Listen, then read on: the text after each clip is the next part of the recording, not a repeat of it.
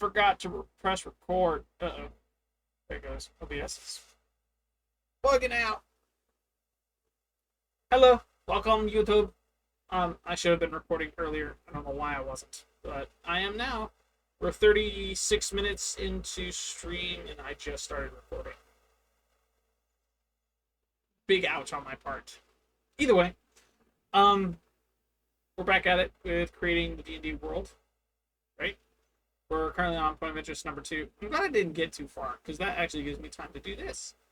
For those of you on YouTube, because I know you guys don't know where we're at right now, so I'm going to explain it. We just got through creating unique laws, right? So for this point of interest in particular, on Country 1, you can't bring blades longer than 2 inches inside city walls unless you're a butcher.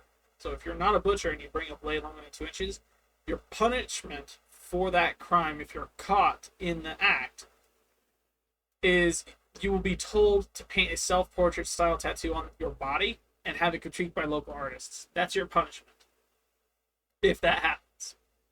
I want to say and the blade's taken away, but I don't think that's a potential. Like, it's a decent punishment for that size of group. It's a gimmick punishment, but at the same time, it's like interesting to say the least. Who would be the victim in that scenario, right? Who would, like, I get it's prohibited, and there isn't a victim to the crime that the punishment would fall to. So this punishment kind of makes sense, right?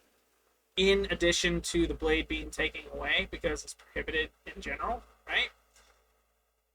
But for this one down here, so we have 2 laws, 2 punishments. The first one, art depicting animals is prohibited. The guilty will be forced to submit a blood sample if they can, so they can be monitored by magical scrying. Not entirely sure what that means aside from house arrest via magical terms. That's that. And then, of course, the second, this is the one that's weird. Wizards must wear the symbol belonging to their school of magic. So if you are a wizard and are wearing the incorrect symbol, or are a wizard and not wearing a symbol, the guilty will be placed in suspended animation. Their consciousness is placed in a rune-carved skull and given to the victim of the crime for a week. My logic was there might be 2 victims in this scenario. 1, the school that they're disrespecting by not wearing the correct symbol, and 2, the school of the point of interest that is enforcing that law that they've offended. Right? They're offending that school of magic because instead of wearing the correct symbols so they can accurately identify where they're from, they can't identify them entirely. And even if it were the incorrect one, it'd still be breaking the law. So who would be the who would be the victim in that sense? Comment below. Let me know. If you're in chat, yeah, interaction. Who do you think would be the victim in that? Because that is a very interesting one.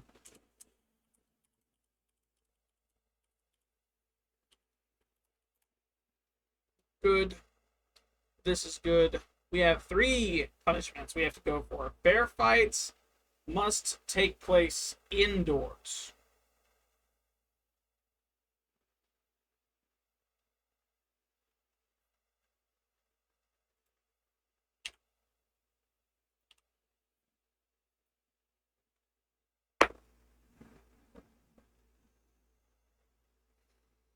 That's a 10. So, the guilty, if there's a bear fight and it's outdoors, I have an idea of the tattoo. Maybe instead of the self-portrait, put criminal across the forehead in insoluble letters. There. This one here.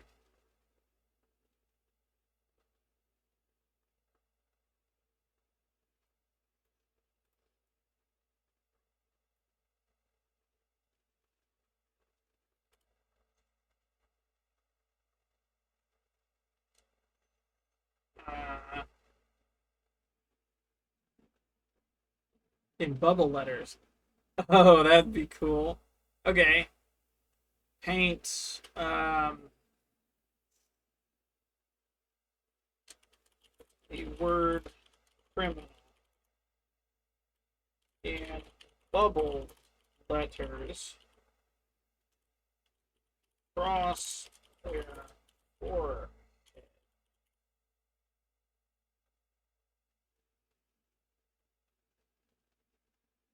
The guilty will be told to paint the word criminal in bubble letters across their forehead and have it critiqued by local artists. That actually sounds pretty fire.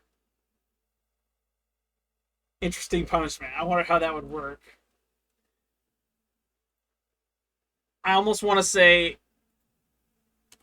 it has to be bubbles. Not just bubble letters, but because this is the land of magic, it'd be bubbles, actual bubbles. It's serious because if they pop the any of the bubble letters, it's instant execution. I know that's extreme, but would that not be an interesting punishment? Like gimmick punishment with a dire consequence, like just straight to an extreme. They are all about having criminal tattooed across your forehead. If you broke that law, and if you can't manage to keep those bubbles from popping on your head before the artist can critique you, then it's instant. You're sent to the chopping block. I think that would be amazing.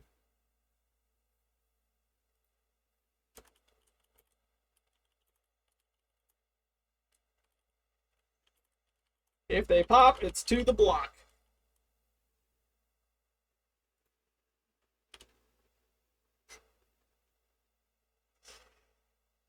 Do you agree? Is this a this is not a reasonable punishment at all?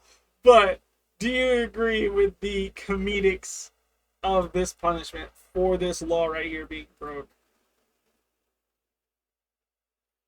I think that's pretty good, in my opinion. That's actually fire.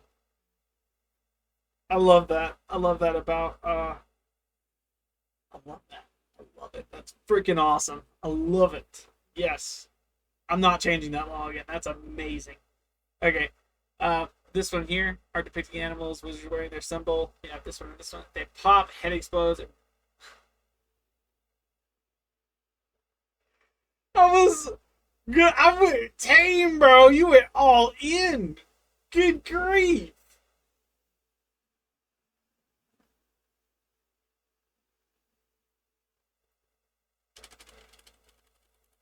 If they pop, you pop.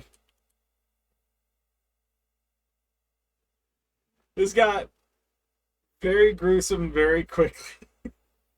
Good grief, man. Is that satisfactory?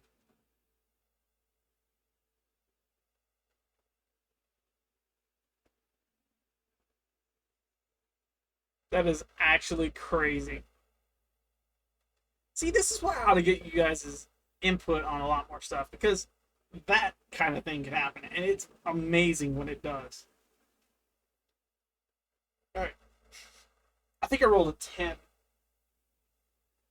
So the guilty for when a bear fight is indoors. If bubble pop, you pop. Yeah, yeah.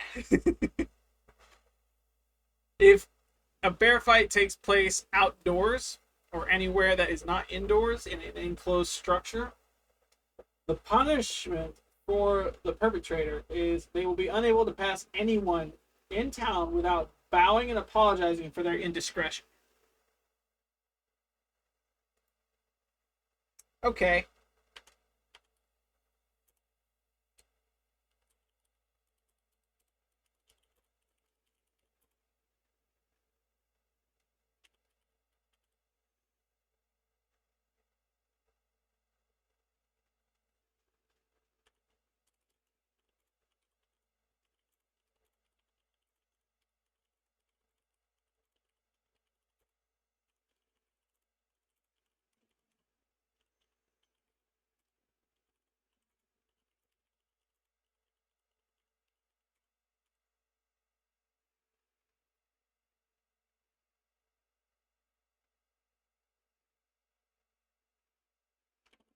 So this doesn't seem all that terrible.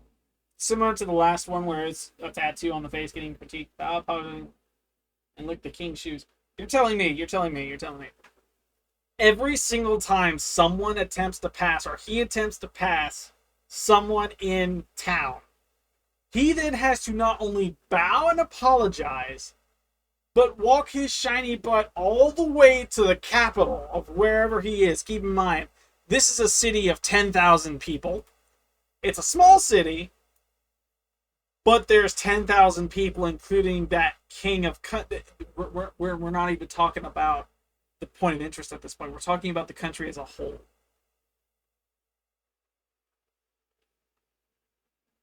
Huh? What? What? What's that, Joe? What did you just say? The guilty will be unable to pass anyone in town without bowing and apologizing for their indiscretion. They have to bow, apologize, lick the king's shoes, beg for mercy, make them do labor for 50 years, and take their children and their wives away. And eat their food in the fridge. They have to be in the fridge to eat their food. What the heck, man?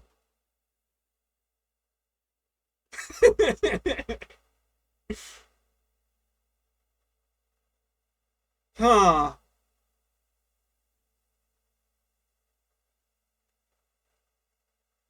I don't think 50 years is adequate enough. Because most characters in D&D, right? Like, I'm thinking along the terms of, I did this from a book, so I'm going to have players do their actual character from a book. And if they want to, they can do it creative. But the lifespan has to be well defined, so that way when the crime is committed and the punishment served, it's not so overbearing. Granted, there is comedic timing in the punishment of the laws. That doesn't necessarily mean I want to go straight to execution from having to bow and apologize. I feel like if the punishment says they have to apologize specifically, morally speaking, it has to be a custom for someone in that same point to have decency to accept that apology. Plus, they just got through with a bear fight.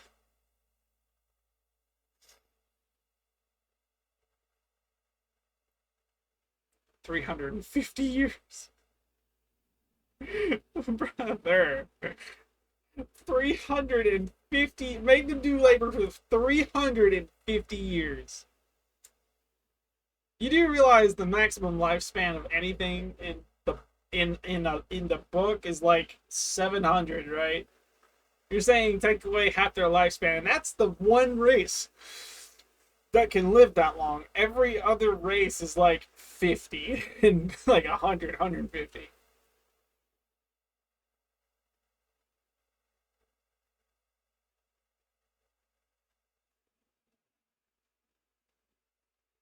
Wow.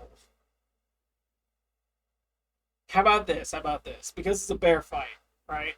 There has to be some leeway. There has to be some moral ground here. They just got through with the bear fight. It was outdoors or whatever. They broke the law. They not only have to bow and apologize for their indiscretion, but let's say, I don't know, because they're in town. They're allowed to walk around, right? Forcing them to do labor isn't a punishment. It's a punishment, yes, but it is not, um, what's it called? It doesn't fit the same sentence, right? Beforehand, it was funny because it went to an extreme. Lean, huh? Lean? Yeah, I think.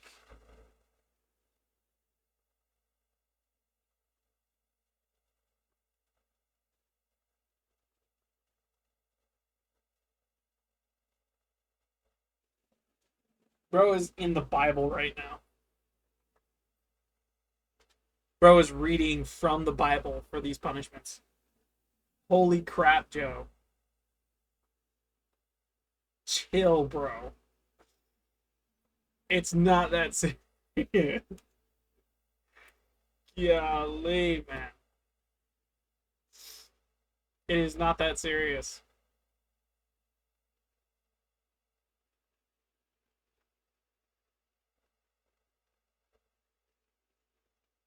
Is it on par? Sure, sure, sure, sure, sure, sure. Okay, okay. We'll stick with that. Lashings with triple whip. Triple whip. I don't know about 75 though. We'll do 50 because no, we'll do 75. How would that fit? He has to bow and apologize after receiving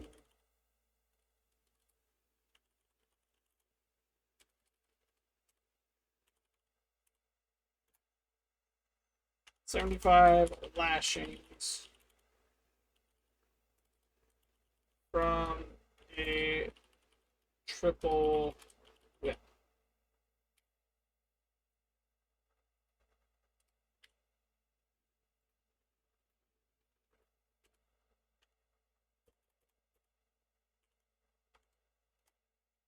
Wild. Oh man, what? What? Oh man, what? Oh man, I did that pretty dang well. No,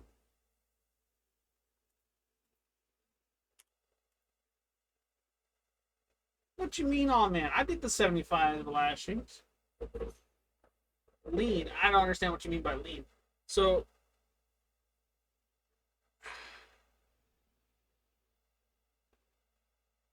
that seems so much more gruesome than popping.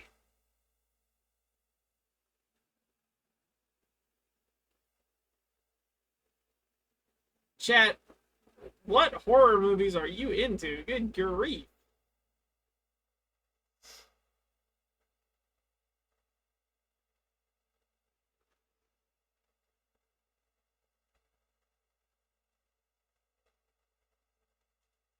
He doesn't have to be huge for the.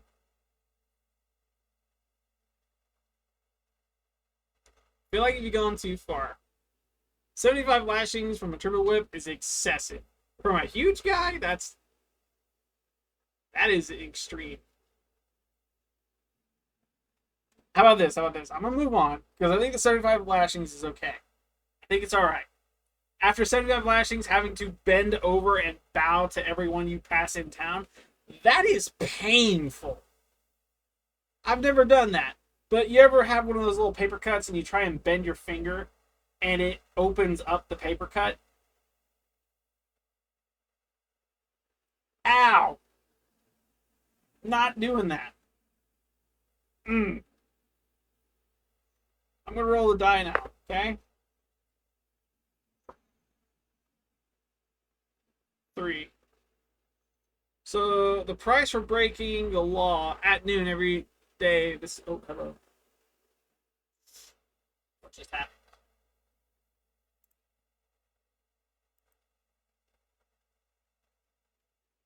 Everybody okay?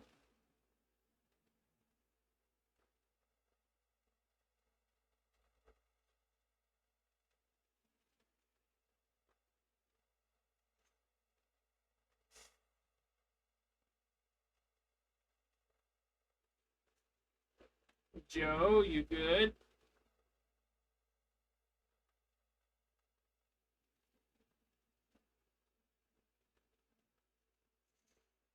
Saw it freak out, but I don't know what happened.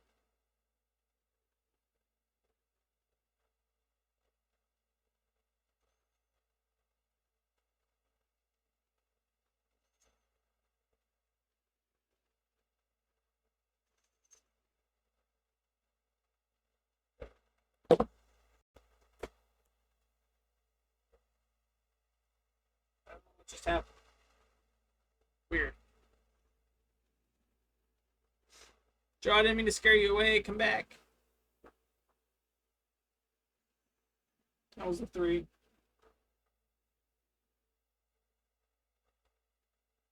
Oh no.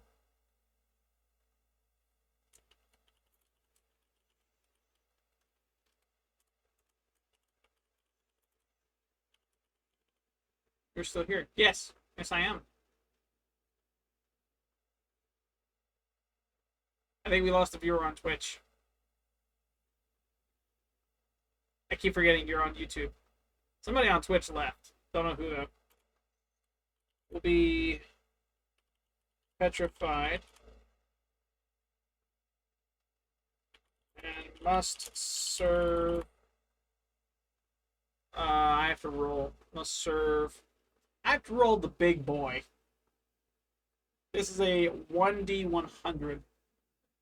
100-sided metal die. This thing weighs a pound. Right?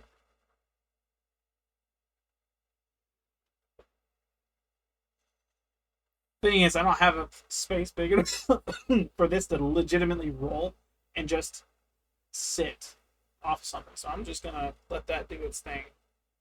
Don't fall, don't fall, don't fall. That says 9. Not too bad. Not too bad. So must serve. Petrified must serve 9 hours.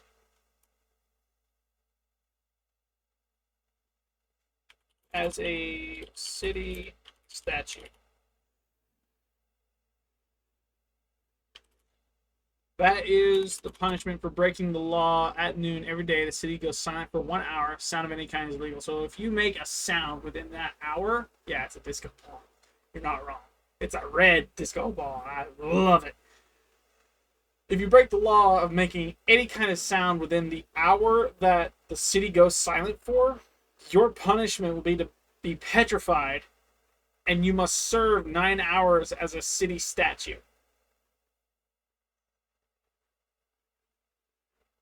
That's pretty cool in my opinion. I like that. That's actually befitting of the crime with a different sense.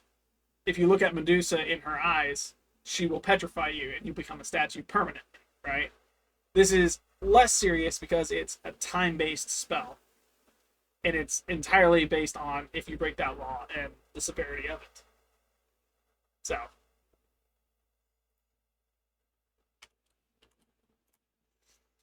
Same story again. I will place this over here because I don't need to mess with that at D20. That is a 12. Oh no. Oh no. If you break the law at noon, not that. Crops and herbs cannot be collected at night. So if you try to eat anything from a field at night, or if you try to collect anything at night that is an herb, cement planet on his back. Huh? Huh? Bro just turned him into Atlas. What the heck? A cement planet.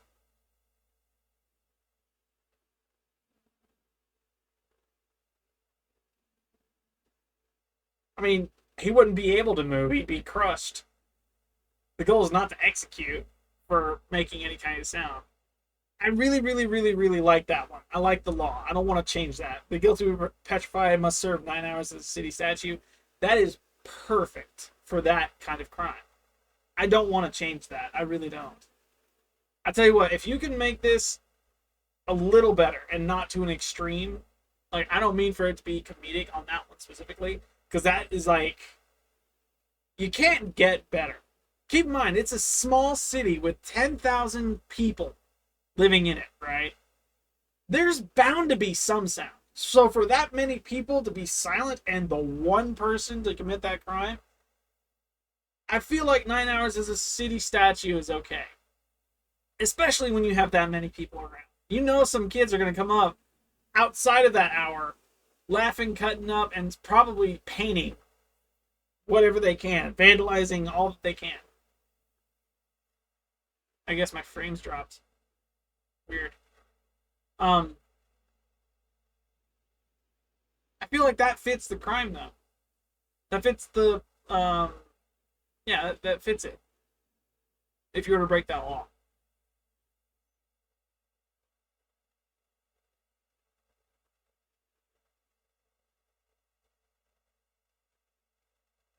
These are laws within the points of interest too. So think along the same lines as like the United States, where you have federal law and then you have state law, right? There are two different versions of the same thing. States can enforce their own local laws, and federal is the main branches of the government, right? And if you commit a crime so heinous, you skip state and go straight to federal, right? So the result being these are lesser laws that people within these points of interest need to obey, but they're not the country federal laws. This country specifically is dictated and governed by one authoritarian leader, a female elf mage, seeking to control all trade and wealth with her over reliance on science and invention. So, literally speaking, it didn't sound. Said it again. It's okay.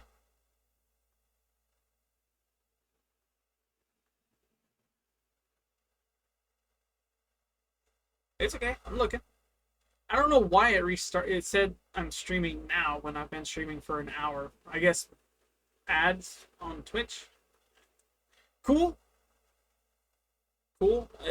They see me as a monetizable thing. I'm sorry you have to watch ads to get through to my stuff, but eh, I can't do anything about it. I can't even turn it down right now. I'm not monetized or affiliated or partnered with Twitch at the moment, so eh, I'm just waiting. Outside of that, though, um, that actually makes a lot of sense. Most of the punishments up until this point, I get we're only on point of interest 3. Most of that for the local law states are they make sense with the leader of this country being the way she is. So I think it's okay. I just rolled, didn't I? 10? No, I didn't roll. So that's 13. So there's two versions. Oh, wait. That. It was 12. I made a boo boo. That's terrible. So, if you break the law, if you collect any herb at night whatsoever, your punishment is to get stuffed in a lockbox with hundreds of mostly harmless insects for roughly 8 hours. Ugh. Bugs. I can't imagine how that person's going to act when they're shoved inside of a lockbox. That's going to be that's going to be terrifying. It's going to be like, yeah, don't do it. No. Angel Rising.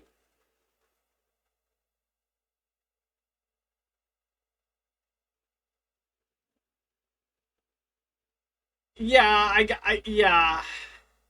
Why? Why are you gruesome right now, man? What did this person do to you? You don't have to be torn apart for. No.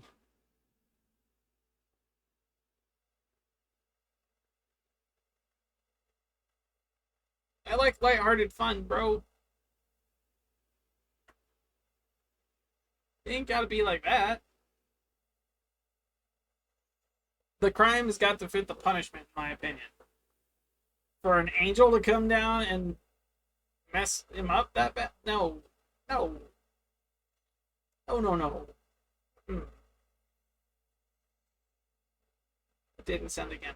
I saw it. I could see it. It's over the thing.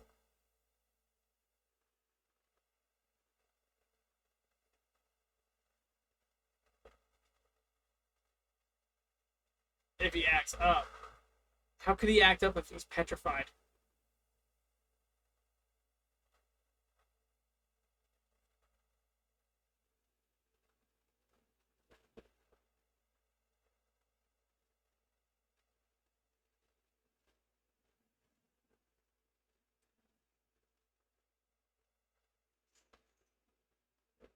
He will be brought to town square. Not gonna lie, I'm a little bit terrified what you've got going on.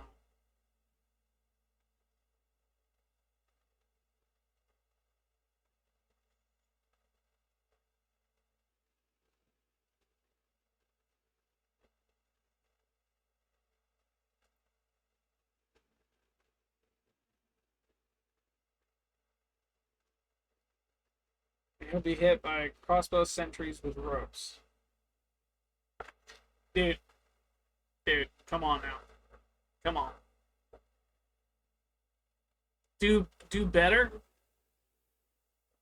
I get it's the land of make believe when it comes to this kind of thing, but I'm not wanting it to be rated R. Yes, there are going to be some rough parts, but this is the very first country. The laws don't have to be as gruesome as the story lets on. I'm thinking along the lines of corrupt-ish, right? Anything, the point of interest being a corrupt group of individuals, and from there, sure, you can make some pretty gruesome things story-wise with that. Laws, though, aren't meant to be indicative of that. They're supposed to be helpful towards the citizens. That's the whole point of being a point of interest. A county in a state, or a city in a county. It's supposed to help the citizens out, not harm them. Sure, with a punishment befitting the crime, but not one that overdoes it to the point where citizens are being lost and now the city's in jeopardy of not being a city anymore, instead being abandoned ruins because the leaders decided to overdo it. Medieval games 9 times out of 10 skip straight to execution for even the smallest of problems when it comes to not burglary, but yeah, sometimes if the amount is great enough, burglary goes to execution. But it's always a clean one. It's either hanging or decapitation, one of the two. And that's modern day medieval times. Medieval games, magic tends to get a little creative, and I understand where you're going with that. I do. Considering I'm thinking Elden Ring, I'm thinking Dark Souls, I'm thinking the darkest of dark when it comes to medieval games at the moment, right? Punishments, and this is going all the way around, have been gruesome, but have been curses more than they have been being torn apart. Dark Souls is known for its difficulty. Elden Ring is up there with it. The punishments for dying in those games are pretty cut and dry. You either bleed out, which is a normal thing. You're burned to death, which is a normal thing. There's no drowning yet, but I imagine they'll try and make that a thing some way, somehow. You can't swim at the moment, so you walk into water, you're drowning. You can freeze to death. You can literally lose all your stamina. Are you going to make it a trophy?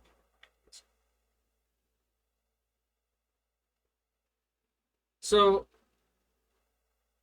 this is a elfin kingdom, as you can see up here.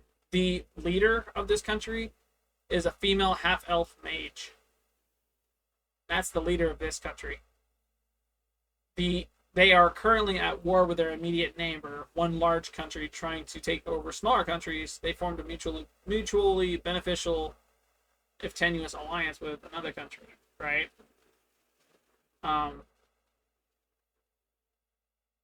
These, in particular, what I'm writing stuff down for, are the points of interest within said country. So think counties or states within countries, right? Think Florida, Georgia, like the United States. You have many states combined into one. There are 2 different sets of laws. You have federal and state law, right? I'm currently working on the state law, not federal law. So, end result should be, though, smash. Yeah, smash. Oh no, she's pretty greedy. I don't think you'd want to smash that. I'm gonna type this up now because I've been neglecting it. I've been trying to explain a bunch of stuff, but this is state law that I'm currently working the punishments for, and they've got to equate the law. Otherwise, the higher up government, the higher up hierarchy is going to come down and say, no, don't do that, right? The crime's got to fit the punishment, and I feel like the very first point of interest we had, where it was a single thing, and if they pop, you pop. That's one of those things where I'm okay with because it's a funny comedic thing, and it's not as gruesome as, like, I can simply say you popped just like the bubble did, and it not sound gruesome at all. But the meaning is so much worse, and it's funny because bubble words. Yes, yes. She's trying to control all the wealth and stuff. Or actually, I'm sorry. She's trying to further control all trade and wealth by her over-reliance on science and invention. So she's literally digging for gold from everywhere and using science and inventions to do it. Buddy, you took a trade for 100 platinum with 6 items worth 600 ducats. I don't think you could fix her, fam. I don't think you can.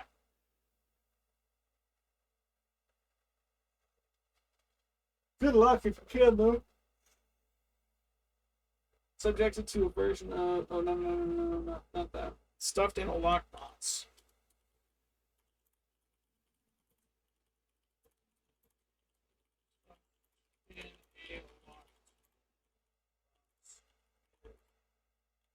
Mostly unharmful. Is it unharmful? Harmless.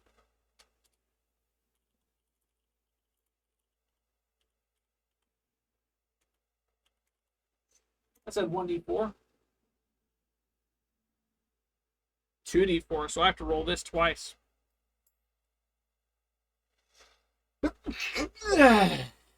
Wow. Yes, I trust you. You've been the best king. I trust you. I don't trust her. You might think you're fixing her. She might see it as a way of doing something completely different. She might be getting after your goal here soon. This is 1 and 3. So for 4 hours.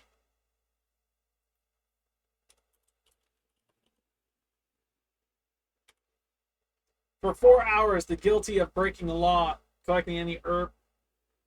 King Joe Mama. That's amazing. I love that. For breaking the law of collecting an herb at night will result in the punishment. You will be stuffed in a lockbox with mostly harmless insects for 4 hours. RIP to anyone with arachnophobia. That's so... Does that fit the crime? Sure. RIP to anyone with arachnophobia. I'm sorry.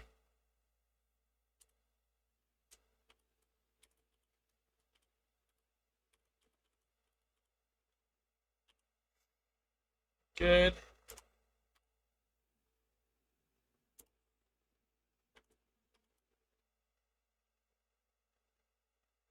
It's because there's so much there that's the thing. And this is like super small. So 1d20. Art depicting any kind of animals prohibit. Or I'm sorry, I read that wrong. First law is vegetables cannot be eaten on the 1st and 7th of every 3rd week. This is where things get a little tricky because, oof. I think I want to do 2 different kinds of laws. For if you eat it on the 1st, there's 1 law, and if you eat it on the 7th, there's a 2nd of every 3rd week. So in general, on the 3rd week, the 1st and 7th of that week, you cannot eat a vegetable. If you eat one of 2 things will happen depending on the day you decide to eat it. So Saturday or Sunday of that week. What is that? They'll be eaten by a Tarask? What is a Tarask? Chat. Uh, huh? Again, gruesome. Interesting. Huh? That's 18. So on the first, if you eat a vegetable, the guilty will be cursed with a magic mouth spell on their forehead for 1 month. If anyone comes within 10 feet of them, the mouth screams, "I'm a degenerate and cannot be trusted." Check Discord. Okay, hot dog. Let me check Discord. What am I doing? I have Discord up. Is this something I could show on stream? Let me see. I'm about to check chat. Come on. Give me a little quicker. There you go.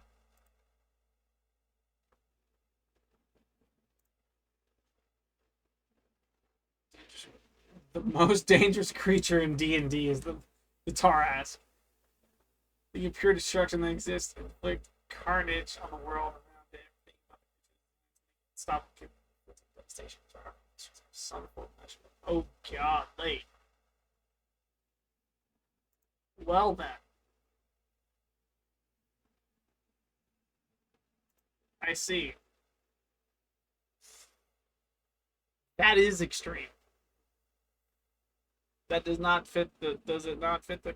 I don't think it fits the... We'll toss it in there. We'll toss it in there, but it won't be to that extreme. We'll keep it friendly on that note. It'll be thrown in there. Don't worry. I think I had 18. Yep, 18. So, first law. On the first, guilty will be cursed.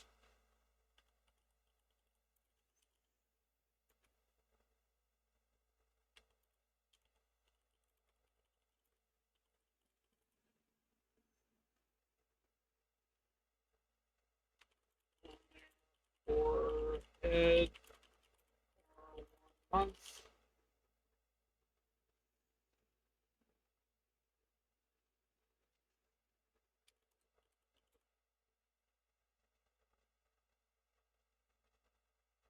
If anyone comes within 10 feet of them, the will scream.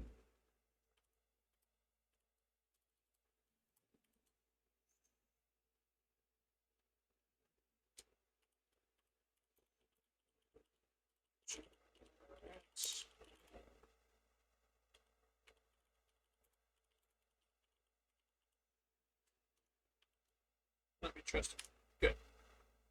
Cool. Joe the Dragon Slayer. Fair. Fair. Secret NPC. That would be interesting. Hey. If you want to, because I'm being completely serious about this, this is such a massive world that I have no problem with inviting chat to participate. Okay? Dragon scales blade if defeated the final game boss. Final game boss is a ways off. A ways off. Keep in mind, this is the first country, and I've made an entire planet. It's got continents. It's got more than one country on it.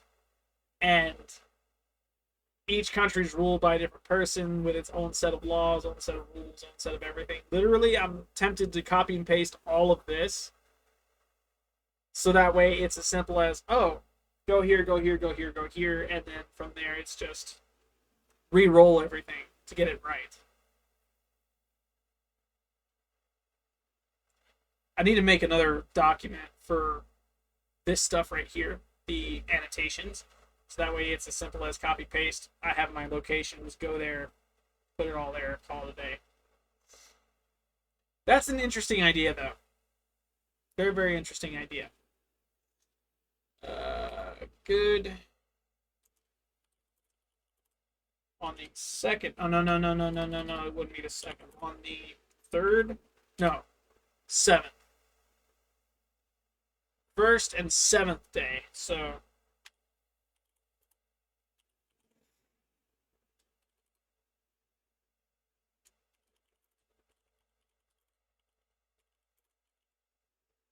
Guilty will be.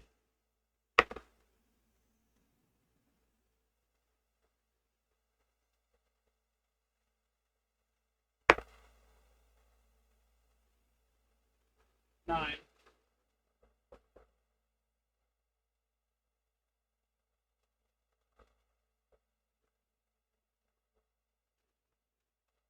Interesting. Need to wear only orange for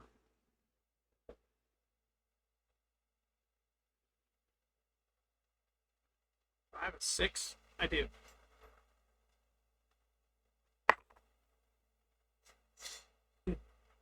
Six years while being hunted by a Tarrasque for half the time.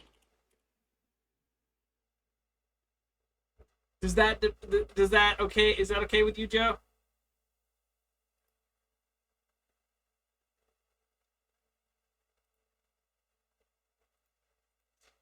On the 7th of this first law, if you break it by eating a vegetable on the 7th during the 3rd week of any month, the guilty will be made to wear only orange for 6 years while being hunted by a Tarrasque for half the time. Is that okay with you?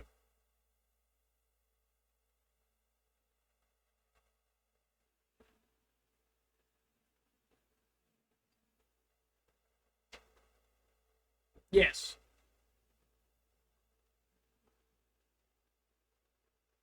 Yes. That's okay.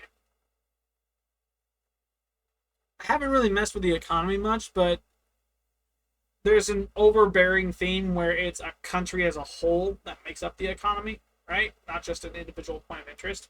So realistically speaking, if you present yourself in a less populated area, chances are that populated area is gonna be closer to poverty, right? And due to it being that close, your prices will need to change depending on that. And then, of course, very, very, very complex stuff. Less complicated when you read the tax rate, method of tax collection, and then the treasury stuff, and then stuff like that. And then, of course, exports, resources, all that fun jazz. And then, of course, I'd have to roll, or you would have to roll within this right here for the biome you're in, because it's dependent on the biome, what's in the shop. Are we on 5? We're on 5. No, we're on 4. We got a little ways to go, so I'm gonna try and lock in. I'm gonna try to. That first one is a doozy, just because there are 2 different ones that you could be punished with. Big oof. Let's screenshot so I can read and give idea, please. Screenshots of the book.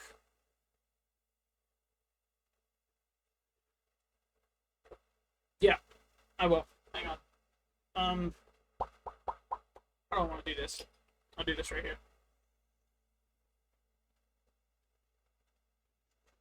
Hot dog.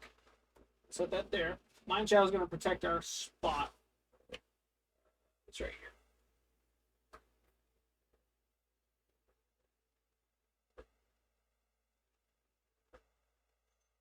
So this right here is one page of stuff.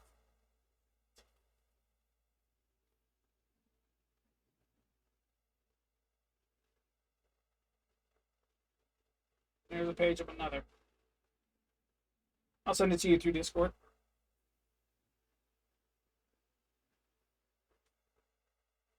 Thank Mineshaft for holding our spot, please. He did pretty good. Here's how you type his name. Here's Mineshaft. Right.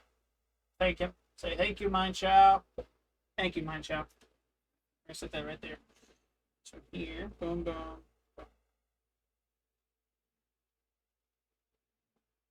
Not gonna lie, melee influence is one of the more interesting mods, arcanes for Warframe. I need to stop getting sidetracked with Warframe. I might be addicted. Might be. We're gonna roll D20 again for another punishment on the second law. We hand over ourselves to a 3. The punishment for bringing in art depicting any kind of animal is prohibited. So if you bring in art to the city, you get punished with being petrified. Must serve as a statue for 1d 100 hours. Okay.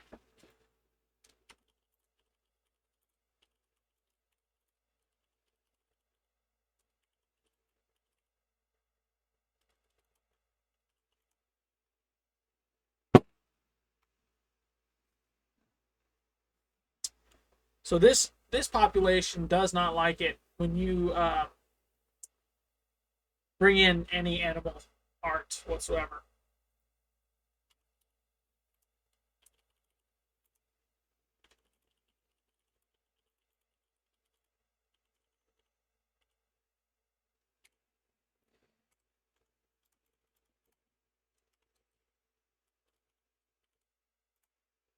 Just don't do it. Big for 34 hours? Yeah. That's a whole day. When they are unpetrified, they will be hungry. They will miss an entire day's worth of food and then some because it's 34 hours. That's a day and a half. Almost.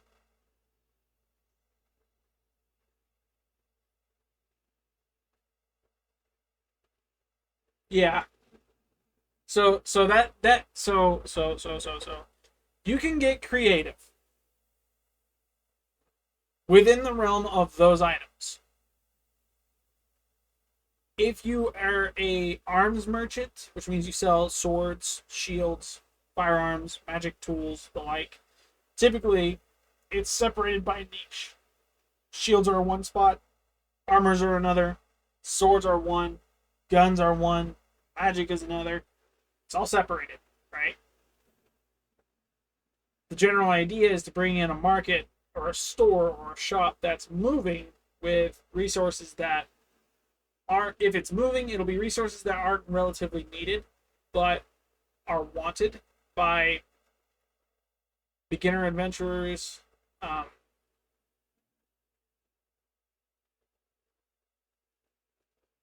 anyone looking for unique relationships between their stuff. You can get creative. I said you can get creative. This right here is a book with limitations to it. Technically speaking, I could change up any one of these laws to get variety, and it works all the way around.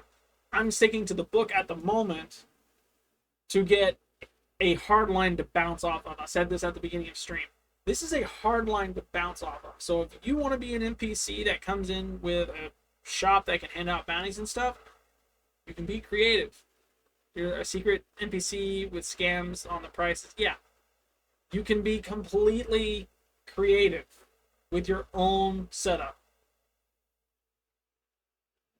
I'm going to ask you nicely, though, please stick within the realm of reason, because at the end of the day, this is a country that I am going to be using as, again, a baseline, a hard line to bounce off of when a character wants to go this way instead of this way, and instead now I have to do this, because if I don't, they're just going to keep going this way, and at the end of the day, no progress will be made.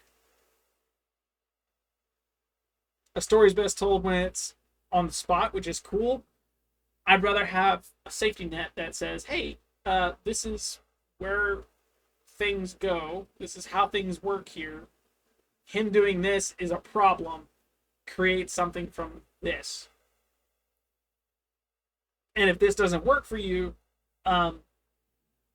storybook it. stay within the realm of reason, and according to all of what's right here, it should be good.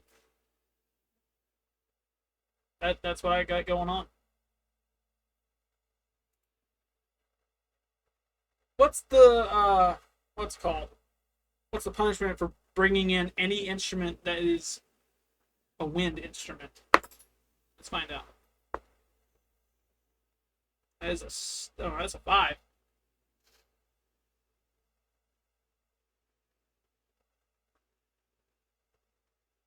I feel like that doesn't make sense. So the punishment for bringing wind instruments in, right, or making them, or doing anything with the wind instruments whatsoever within this point of interest, the rule was the guilty will be forced to dress as a jester or a fool and perform on street corners for a total of 1d20 hours.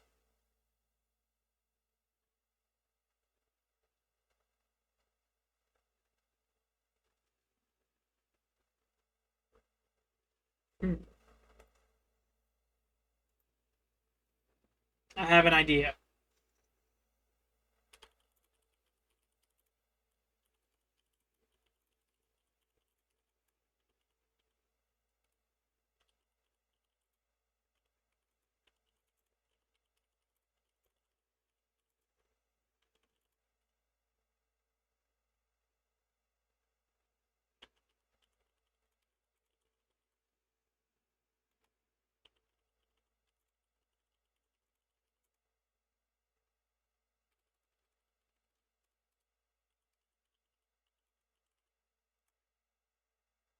D20.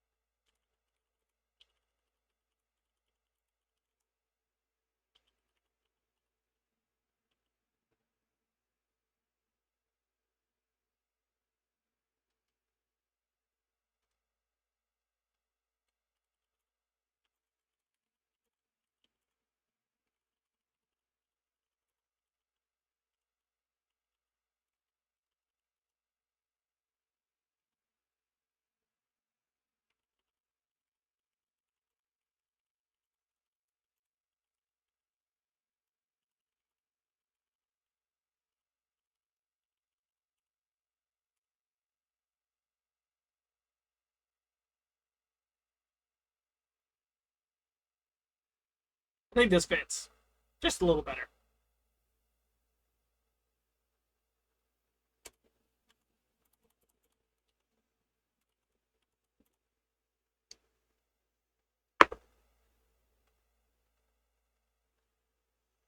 $15. Oh wow.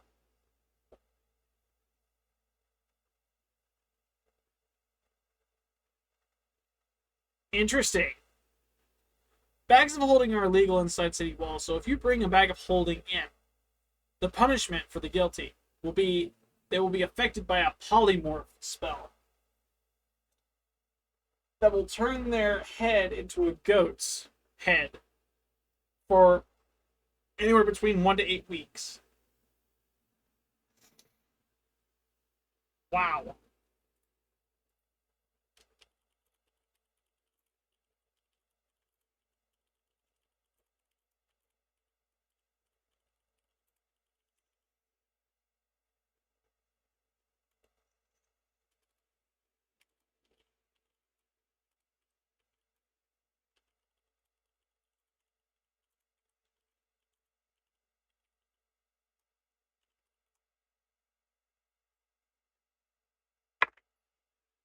Three,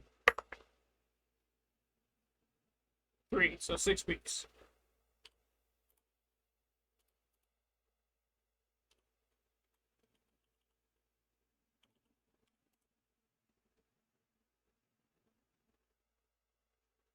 I think that works.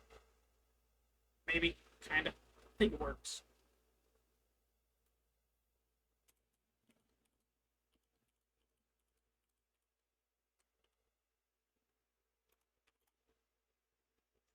Good news, there's only 2 at noon every day. The city goes silent for an hour. Sound of any kind is legal. One day a year, each citizen must volunteer to catch vermin or clean the city streets.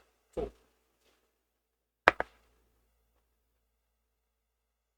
That is a 10 for the first law, so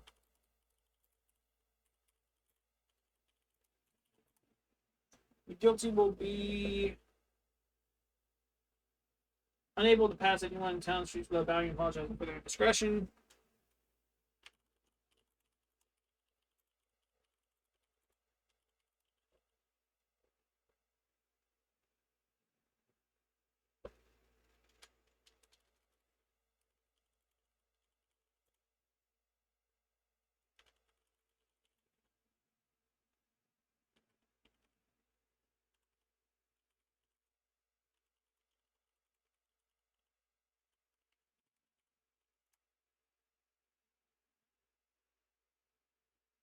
Cool.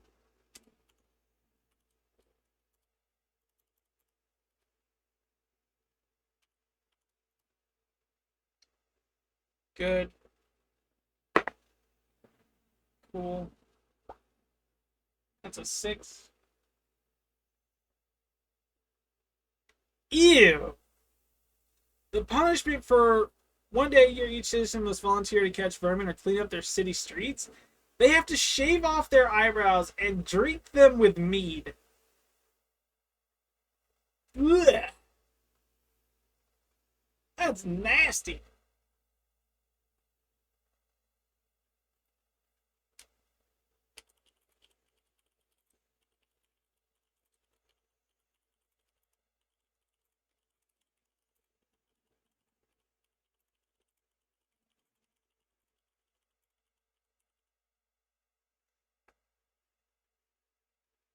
That's probably one of the worst laws I've put up. Ugh. Could you imagine having to do that as a real life punishment?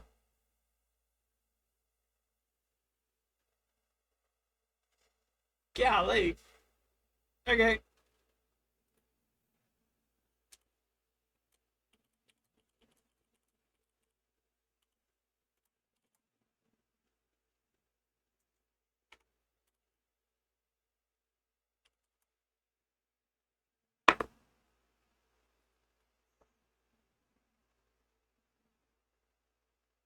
That says 8.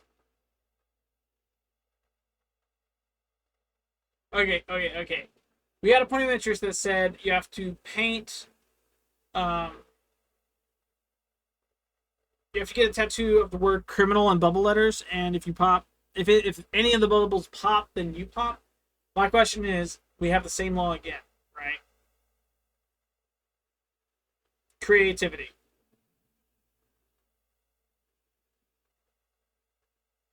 It's a punishment, so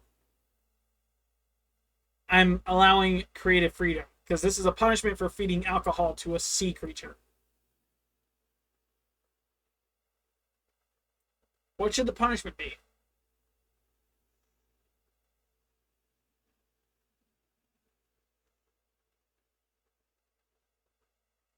Outside, like within that, in that sentence, right? The guilty will be forced to tattoo a self-portrait of themselves on their forehead and get have it critiqued by local artists.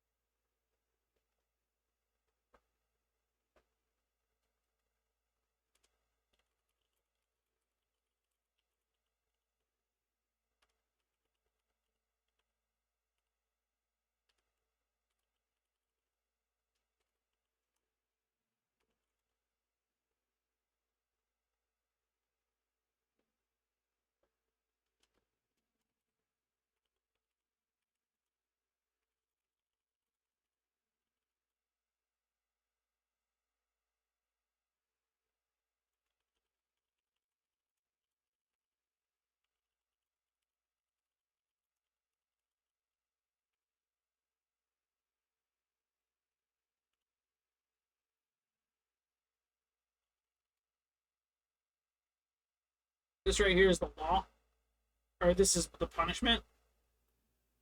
I'm throwing it in y'all's court. Genuine opinion.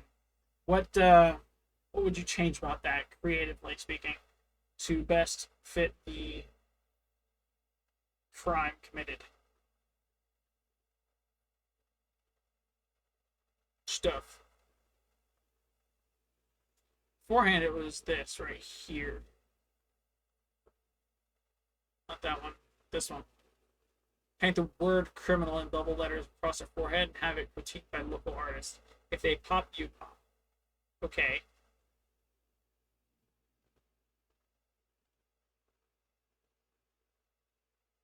Dang, we have two more.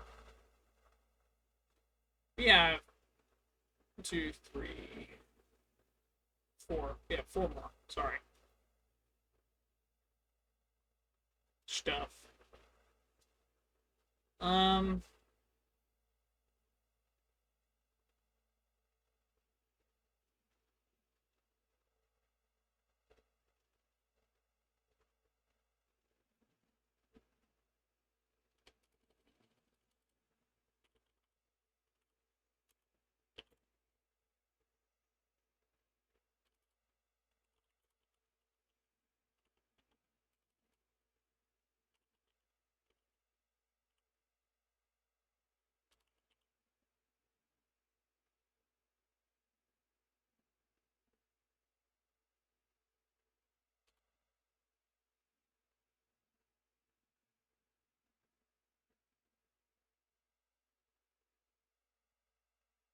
Hmm.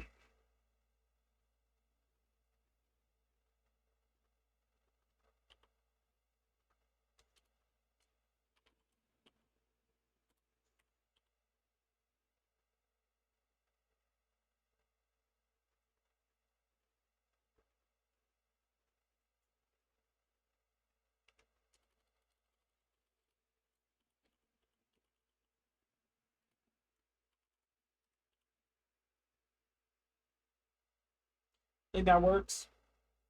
If they. So the law is feeding alcohol to a sea creature.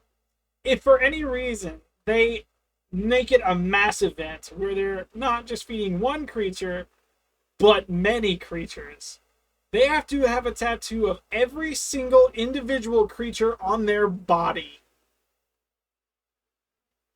And each of them have to be critiqued by local artists.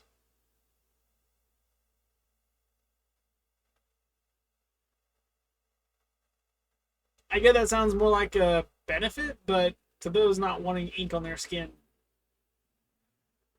it's also going to make polymorphing a nightmare because I think if you're tattooed, that image is then put onto whatever you polymorph it to.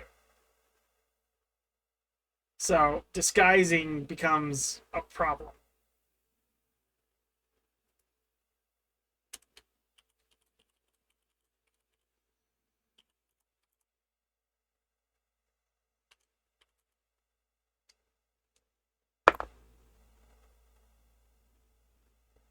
We got a nat 20 for that. Dogs and horses are prohibited from sleeping outside, which means they sleep outside as their owner. You are then placed under a Kies and must act on behalf of the government for a period of time commensurate with their crime. Big oof.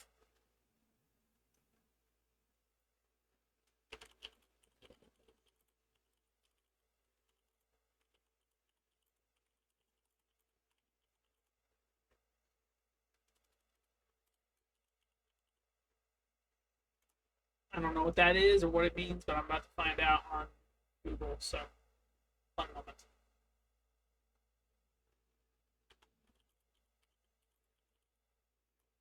Is that is that a word? Is it supposed to be pronounced guys?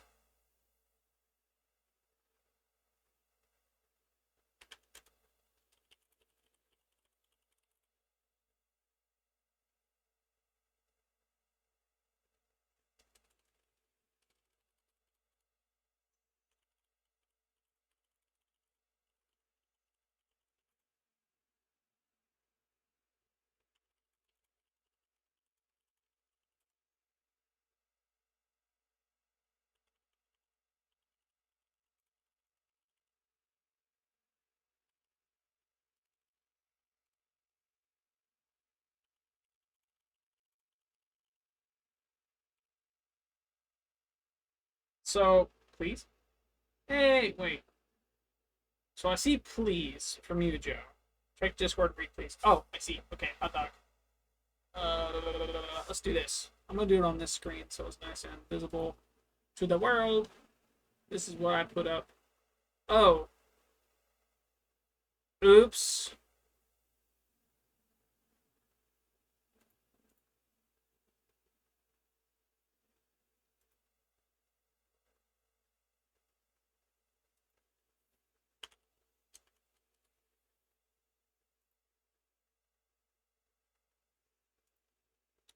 It says I need access.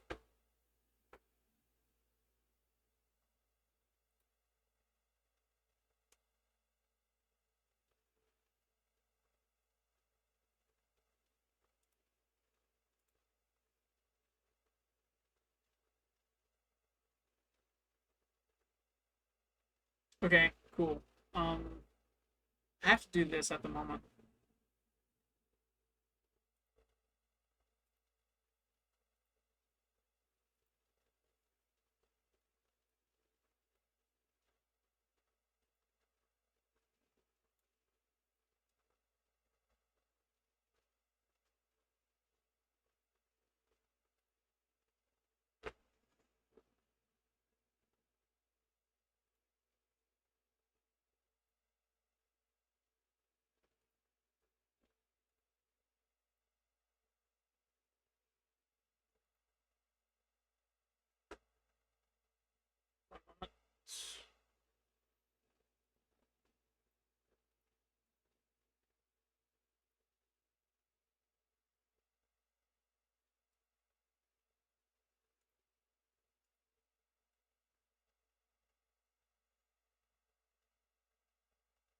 Interesting.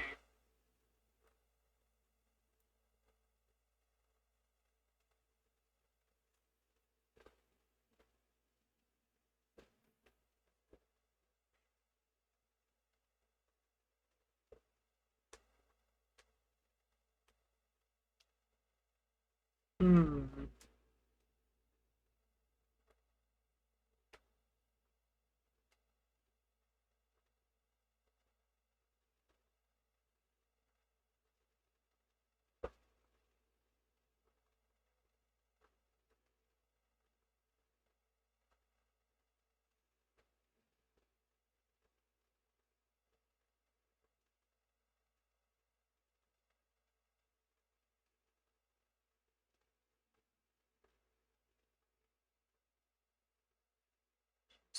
Wait, show me now.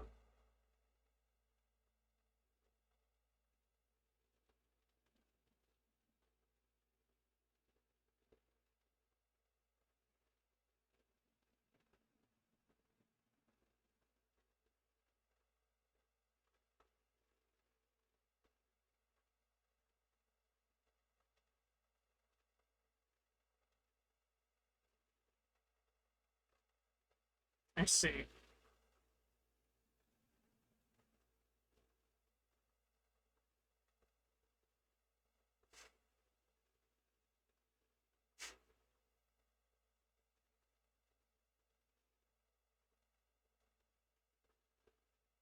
I see. Okay. Okay. Keep an eye on that document.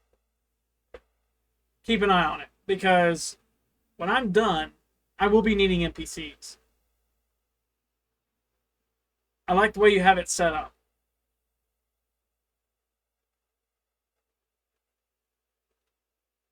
Let me see what I can do with it, okay?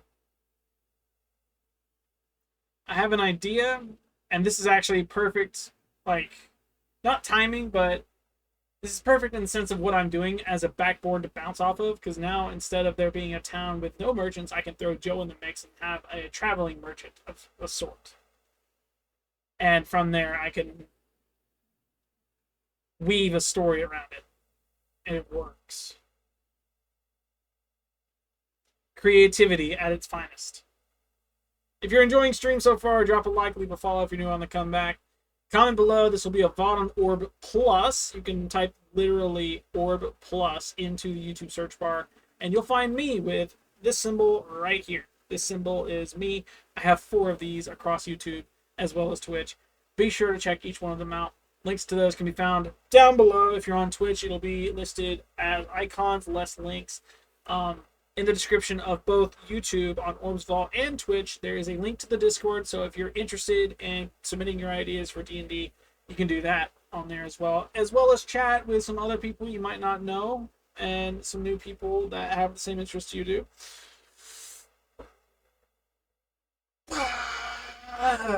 Gosh. Stuff.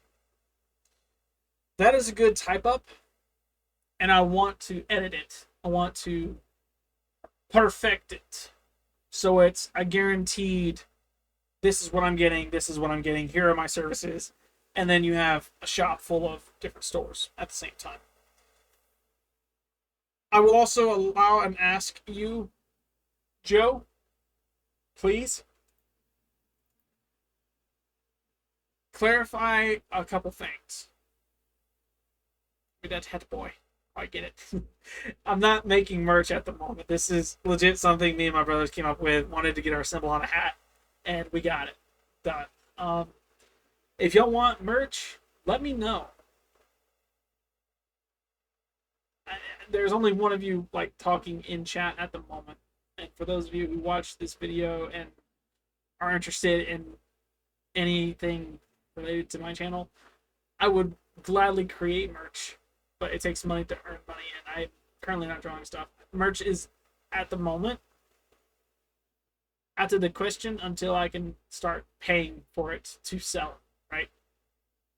So, I'm sorry. I don't mean to disappoint. I would love to do merch. Merch sounds great. I would do these hats all day long. Different colors, different styles, everything. This hat, unfortunately, though, is mine. I can't give away something special. This is a special hat. This is my hat. So, later, Joe. Later. I want you to fix up some stuff on that too, on that document. I want you to get it as close to perfect as you can, right?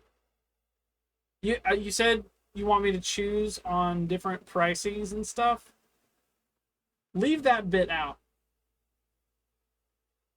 Like, completely delete that section. I will make the prices for you.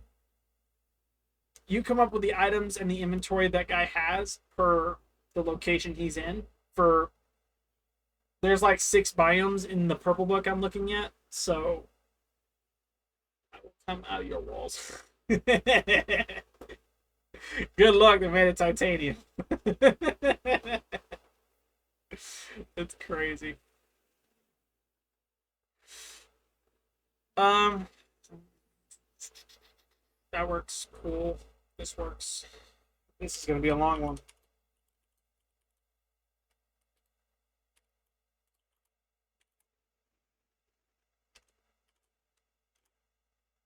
What's the punishment for spellcasters that do not register with the city guard upon entry into the city?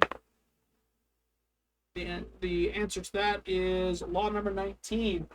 The guilty will be affected by a spell that makes anything they consume taste like burning hair for potentially up to 2 years.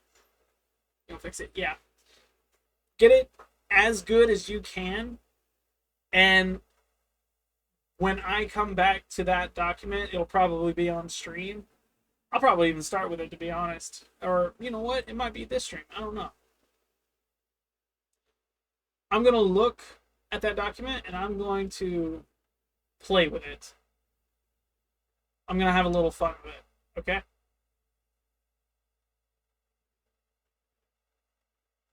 It's going to be interesting by the time we're done. That NPC is going to be the most interesting NPC throughout the game.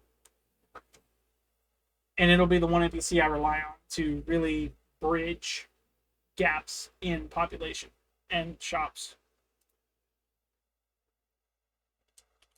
Guilty will be affected by a spell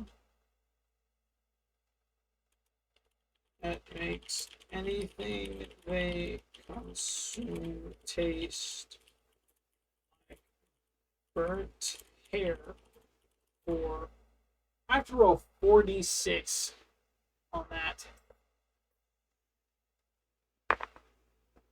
2, 8, 9, 15 months. So 12's a year. So a year and 3 months.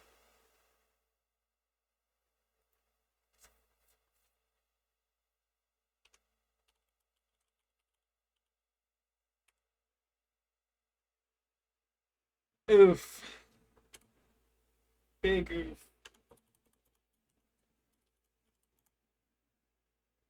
That's so bad. 17 on the laws. Oh. Oh. Joe, this is a punishment you're gonna like. The punishment in this point of interest for bringing blades in longer than 2 inches while you are not a butcher will result in the guilty being hung upside down in the square and subjected to a day's worth of beatings by any oncomers, by any and all that comes past. Golly.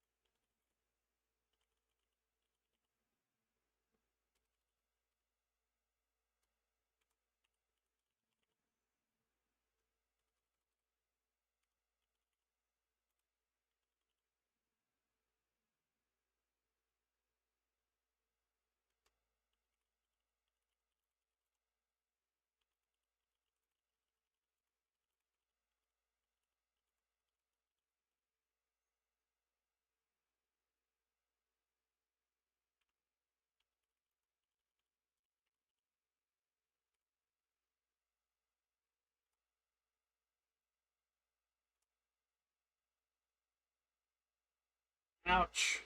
Painful.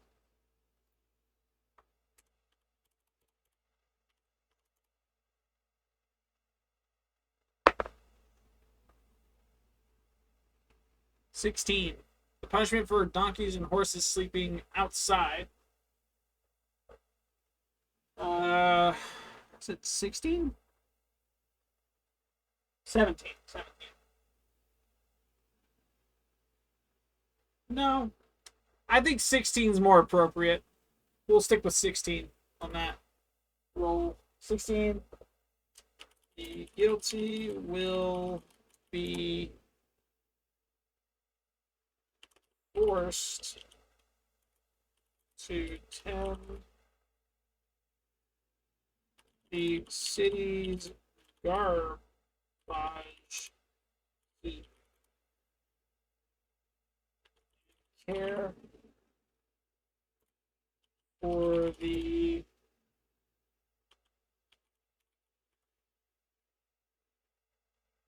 cantankerous Autio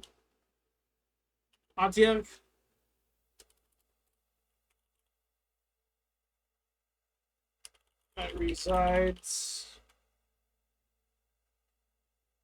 there for no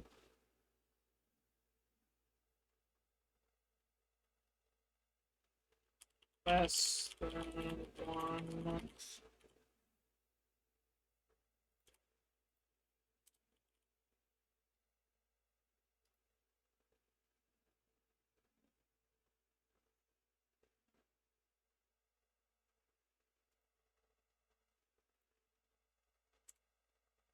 Interesting.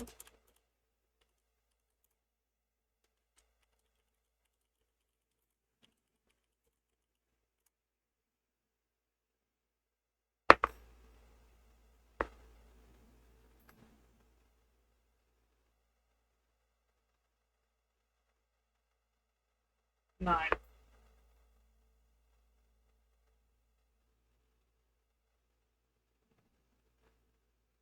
Made to only wear orange.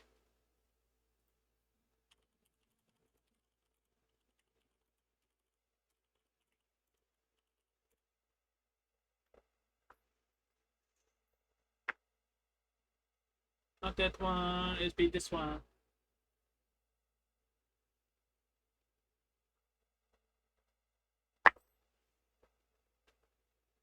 $4 on that one.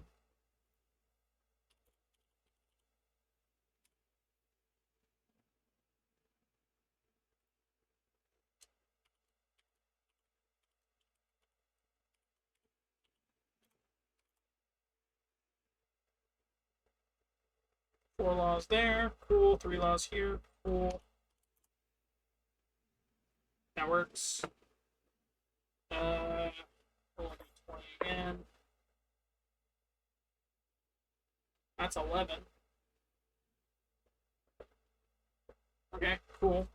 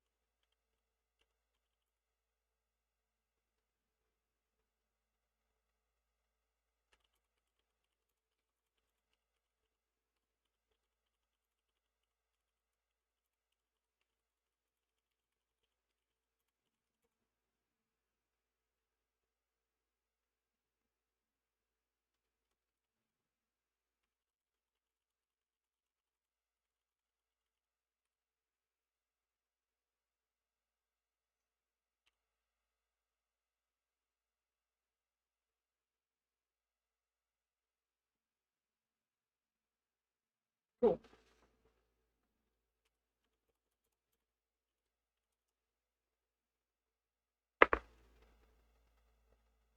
Six. That has got to be the most disgusting one. One of the more disgusting ones, in my opinion. Ew. Very, very disgusting.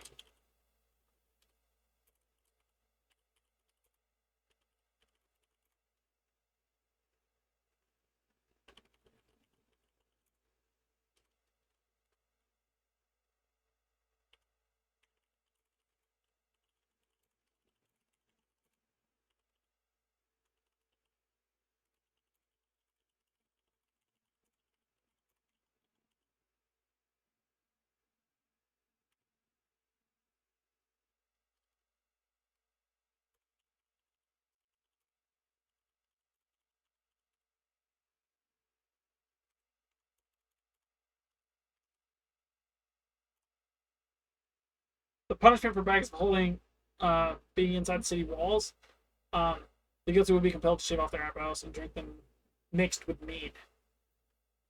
That's that punishment. This one will run here. That's 11.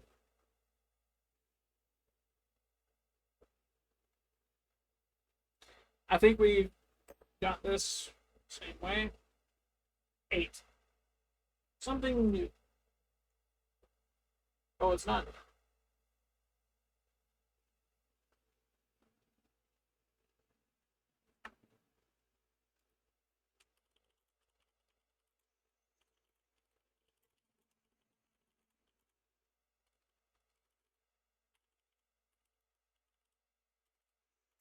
To a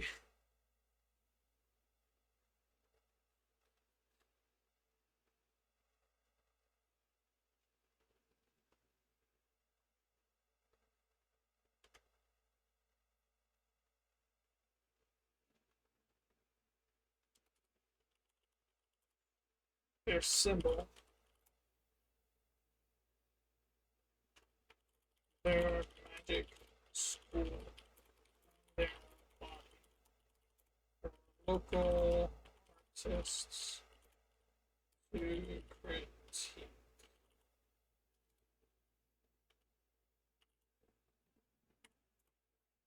I think that is more befitting.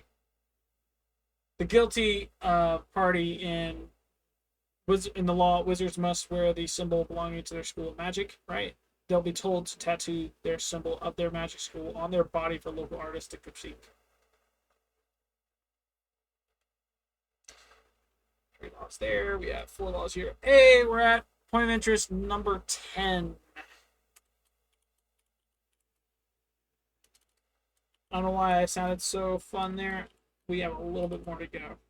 A little bit, a lot of it, a lot of it more to go.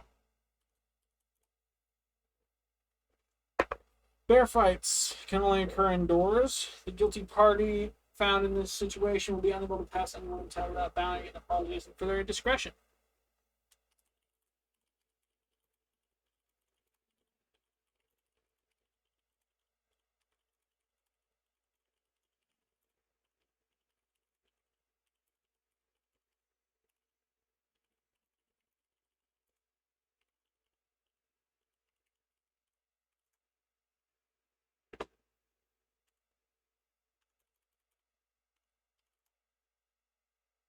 Cool. 6. Nasty. It's legal to charge money for water. You break that law by charging money for any kind of water whatsoever, and this will happen to you.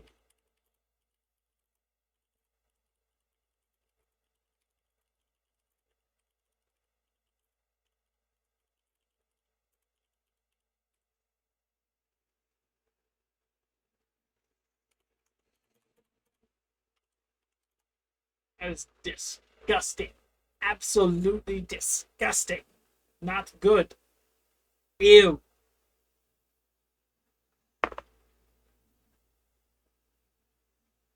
15. Ooh, polymorph. Sweet.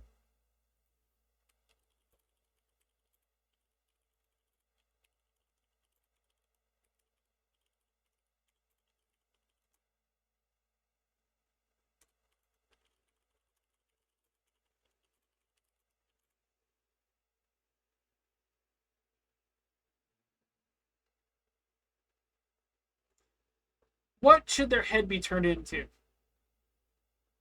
For eating herbs or collecting crops and herbs at night.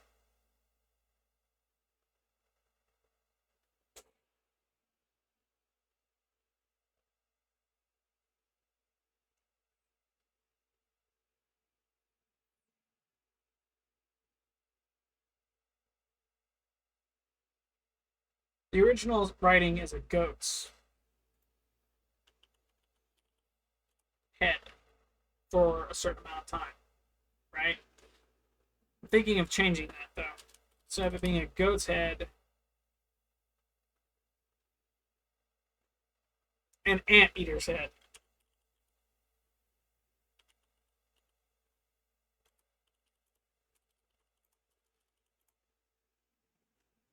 Is it 1d4? 2d4.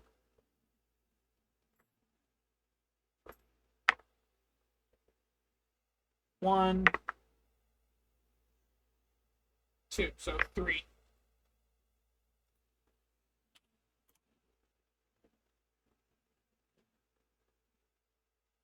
Weeks? Yeah, weeks. And then finally, 1 for the person who breaks the law at noon every day. The city falls silent for 1 hour. Any kind of sound is legal, so if they make any sound within that hour, the guilty will be subjected to bestow curse for 1 to 100 days.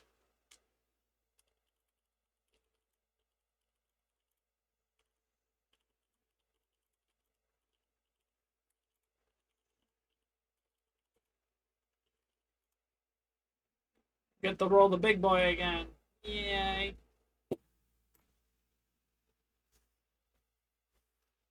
58 days.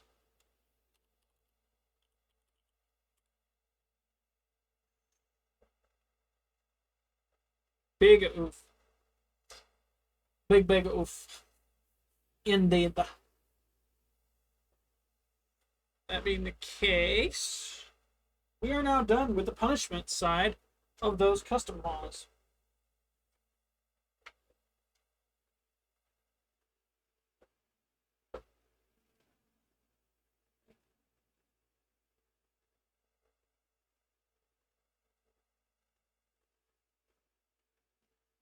Cool.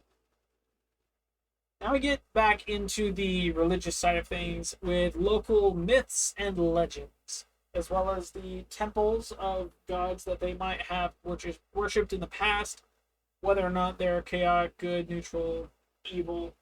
Uh, yeah,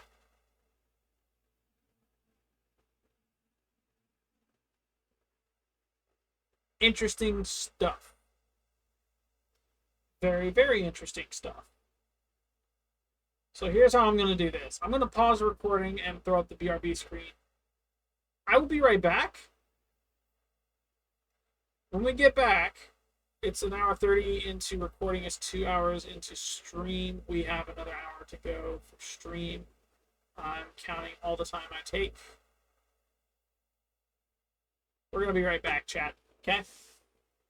Oh. No. Okay, we are back. We are back.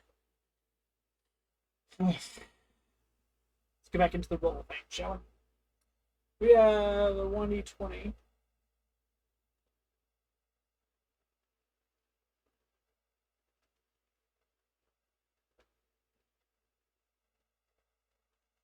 I think I want to change this. So the book says to roll a 1d20 to include whether or not I want to put a local legend, myth, or whatever into this point of interest, right?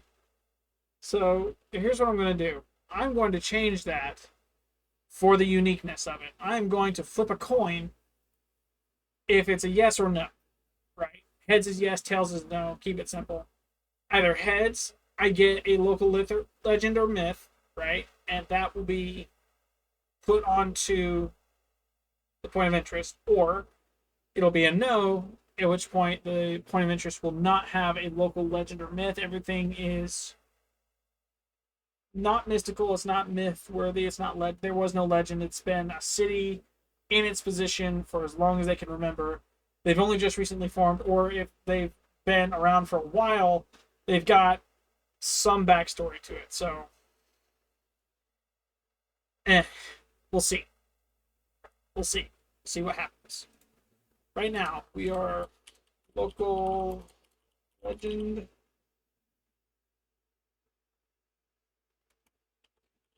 And myth.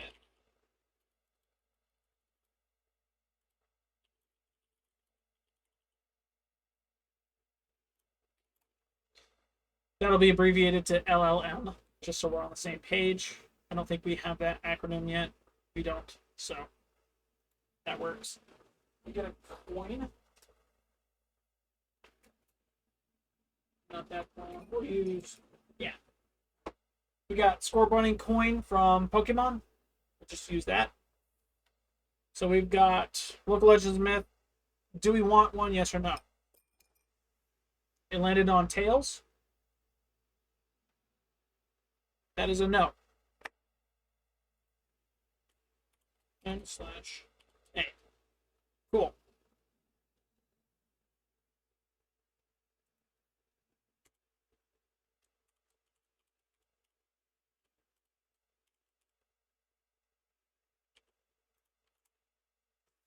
Same thing again. That is also a no.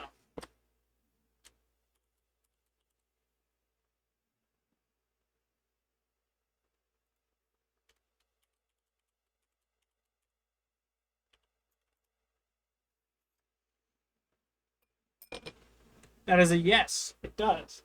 Because it has a yes, there is a local myth or legend. Now we have to identify the specific one. That says 6. And a concealed grotto is a beautiful fountain where it is said to spirit We already said the spirit of an ancient silver dragon visits from time to time to grant wishes. Done. Can I see it? Let me see. Let me see if I can see it right quick. Yes. Yes, I can see it. Reread the whole thing. Uh,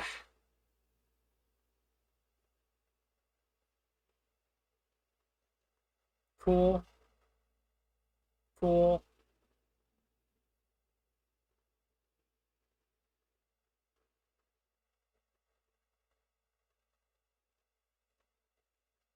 Cool.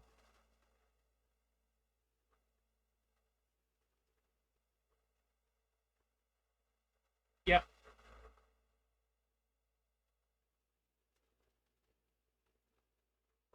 Cool.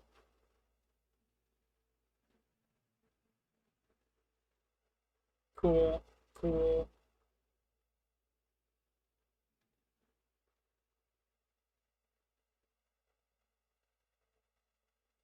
So, so there are specific rules with the ride a creature horn, right? Typically, when, and in my opinion, when I think of it, when a creature is introduced to be tamed and it's linked via horn, you blow a horn, creature shows up. It is only that specific creature that that horn calls. It's not just any creature. So, and on that same note, to tame that creature to begin with, you would have needed to be a certain level to cast that spell. Meaning, due to the linkage of said item, that level is then halved in the rule I'm going to make, right? If it's linked to an item that calls a creature, any level needed to cast the spell in order to tame a creature is then at that point halved because it is now item based that you call that creature by. I think that's a decent way of doing that. I like the armor.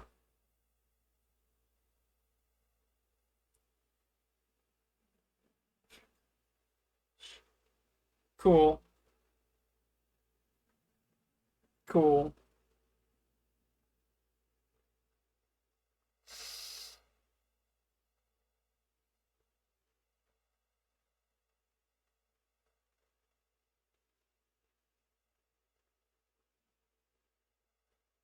Cool. Okay. I'm gonna manipulate that a little. I'm gonna put my magic to it and see what you think about it later on. Okay? Everything up to that point, from what you just did, that is a massive improvement, and I can say that it will be included because it looks great, and I want to use every avenue needed to make it look as good as possible. I know. True, true, fair.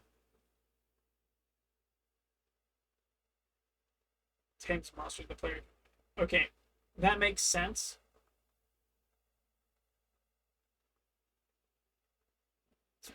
Okay, cool. Just so we're on the same page when it comes to that, and the fact that level base is a thing. To tame a creature, that spell's not introduced until, if I'm not mistaken, a little bit later. If it's not, it'll be introduced early on, but there's a specific tier of that same version spell that you would need in order to cast onto a creature such as a dragon or a wyvern or a leviathan or something massive, right? You would need to be a level to tame that creature in the first place. And if the horn's meant to be linked via player to animal, they would not only need to be the level in order to tame the creature, but they would also need to be the level in order to wield said horn and link to the animal. So that way it's half the cost to summon animal. I'm thinking mechanically via the game, right? The one creature works. I'm glad, like, that's solid. I understand that part. It's the level and the mechanics of it that I was referring to as well as that one creature thing. We rolled we rolled something. An 8.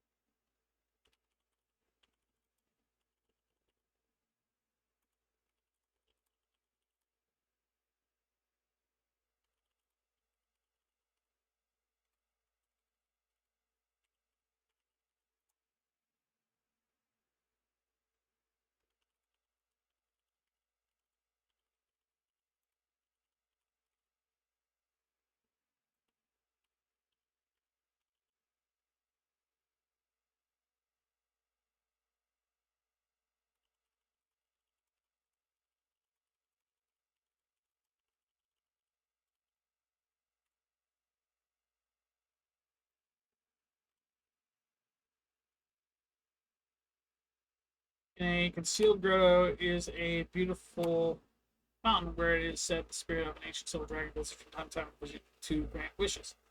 Cool. Oh, hello. What if you can get a dragon egg, hatch it, and tame it, have it as a baby, then once it grows, you'll have to level up to get the chance to tame it further so you can ride it. So, if it's from a dragon egg that the player has that it hatches, right? At that point, from baby to I don't know, salamander, I guess, the lizard. It being small, I'm thinking Game of Thrones logic now. There is a brief period where the dragon is smaller than a human, ergo the human can feed, nurture, manipulate the dragon to its favor. Highly impressionable, such as kids, right? Um, that works, but I feel like it would need to be a certain. The logic is there. Yes, you're right. When it becomes an older dragon, will they need to be a specific level to tame the dragon enough to ride the dragon, right? At that point, they can then bind the dragon to item without having to cast a spell. And from there, they can use the item to summon dragon. And it worked. Yes. Yes, that works. We're not going to get into temples right quick. I want to continue with the local legends and myths on each of the points of interest before we move on to the next.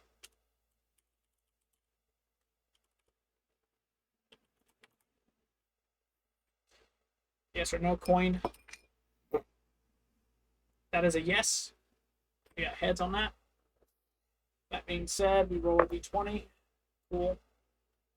We got a 3. Numerous people go missing every year inexplicably. The disappearances are blamed on a strange cloud of lights that clicks like a giant insect that people claim to have seen in the surrounding forest. That's a little bit. I'm tired of turning. I'm going to do this. Now I can read and focus on it. It's not that too big of a deal. Numerous people go missing. So, wait.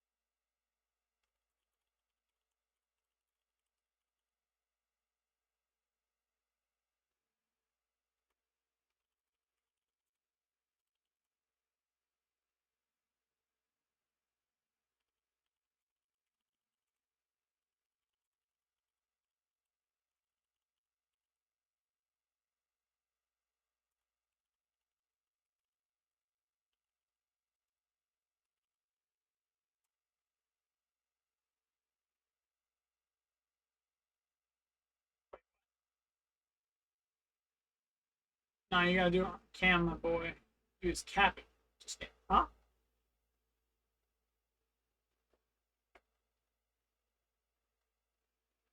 Huh?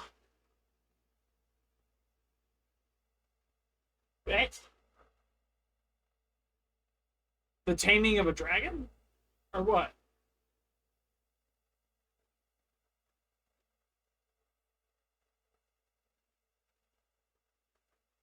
What you talking about, fam?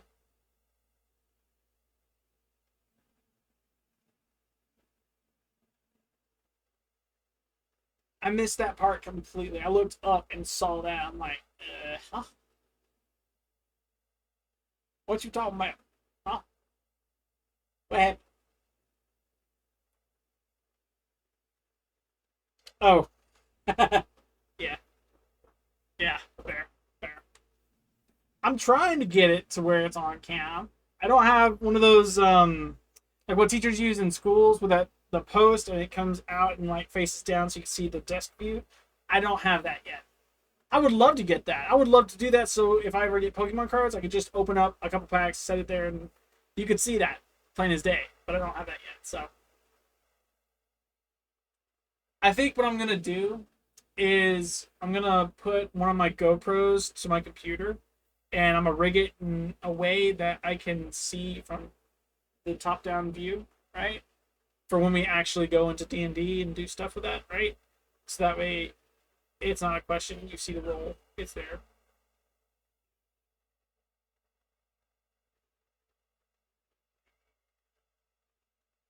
Baby crying, poor baby. But yeah, um, I want to do that. I just need to figure out how to rig that up. The cameras aren't too heavy. It's the cool. You like Pokemon too? Yeah, yeah. That wasn't a joke. I use this to put bookmarks, dude. I've got. I do Pokemon. I do a lot of Pokemon. This was a terrible pull day, but I like Pokemon. Pokemon are nice. I've got so not over here, but directly behind me. That little shelf right there, that metal shelf right there, has two big boxes about that big and this like yay thick, right? Full of Yu-Gi-Oh cards and Pokemon cards, and I have one book full. No, I have two books full of the rare pulls of Pokemon. One giant book for the pulls on Yu-Gi-Oh, and then another book separate for Magic the Gathering. It's fun. I enjoy it. We got into Pokemon a little while ago, but we kept getting scammed. We were sold Pokemon packs for $1 a piece. They were reopens, and someone put fake cards in them. It's fun. Who cares what they say? You like Pokemon? Stick with Pokemon. People have made money on Pokemon. Not to mention the little creatures on the card are kind of cute. If you don't agree, you're crazy. Something's wrong with you. Am I crazy for thinking they're cute? Sure, but at the same time, at least I have a hobby from it. And people actually look for those kinds of creatures on cards, which, okay. And some of them are really freaking cool. Like, really, really cool. Some of the artists put effort into those cards, and they are works of art. So, follow your passions. I've been made fun of my whole life for this kind of thing. I don't care.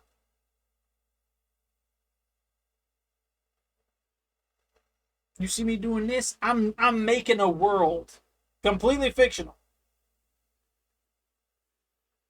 Favorite legendary Pokemon? Entei. Hands down. Entei is my favorite. The Fire Dog. Love Entei. Entei is amazing.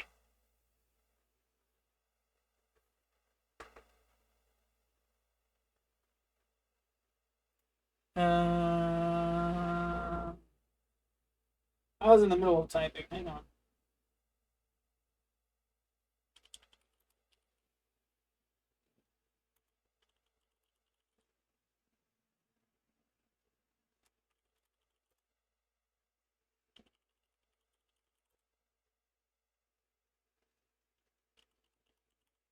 Nah, you want to see something really cool? Hang on. I got something very cool I want to show you guys. Hot dog.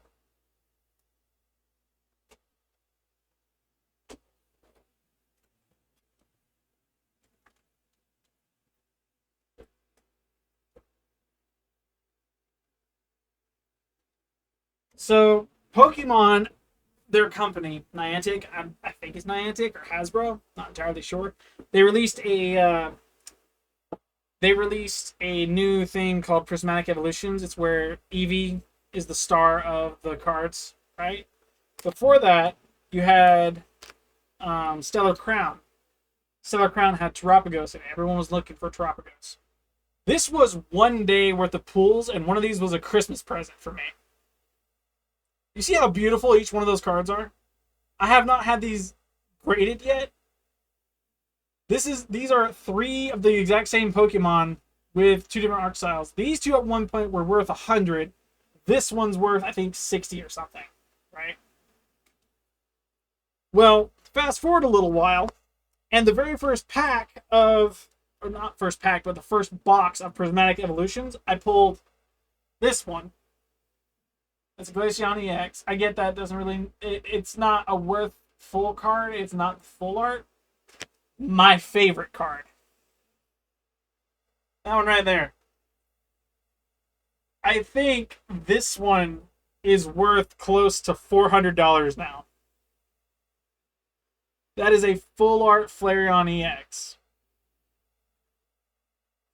And I pulled that off the very first box of Prismatic Evolutions I ever got. I don't have it graded. It looks a little side-bordered, messed up. It's a little tilted. I don't care. This is my favorite card, by far. This will never get sold. Unless, like, I am down in the dumps and in need of help. And Flareon is my last bet. Is Yveltal? Fair. I liked Yveltal. I hated the fact that we got scammed out of some Pokemon cards a little while ago, because when we first got into really opening these with our family, we had an issue. The delay is so bad, those cards are insane. Yeah, sorry about the delay. I am sorry. The cards are insane. I love them. I'm gonna pick my favorite cards on this. Fair. Go ahead. But when we got to opening packs with Pokemon cards in real life with my family, we got scammed out of a large amount of Pokemon cards. They were all fakes. None of them were real. They weren't worth anything. And because of it, we wasted a lot of money on that store. Badly. We wasted a lot. We pulled like 17 different Yveltals, 17 different, what's the whale? I forget the whale. Not Whalmer, not the big whale, but the legendary whale.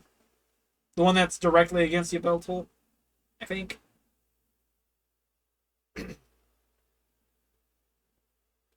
I forget the name of it, but we pulled a lot of that guy too. They were both very cool. We had different styles of arts for both of them. The end result was it got us hooked. We wanted to open more. We did. We found out what's real and fake, what's worth it, what's not. Migrated from the fake to the real. And then, yeah, I managed to pull all of that. That's about $700, $800 worth of Pokemon cards right there. And I'm just waiting for the price to continue higher. To be completely honest. Did I complete that? I did. Good. Yeah. Moving on to 5.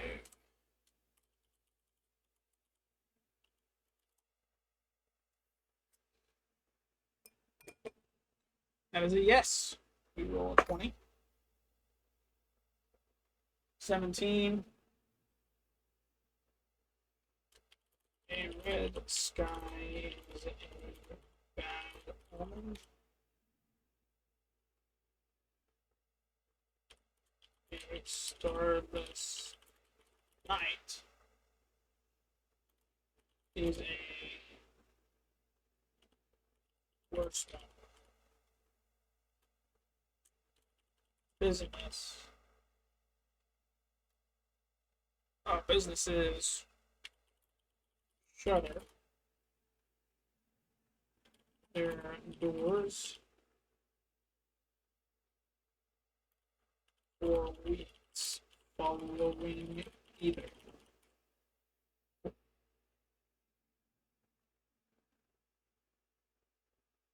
Okay. Neat.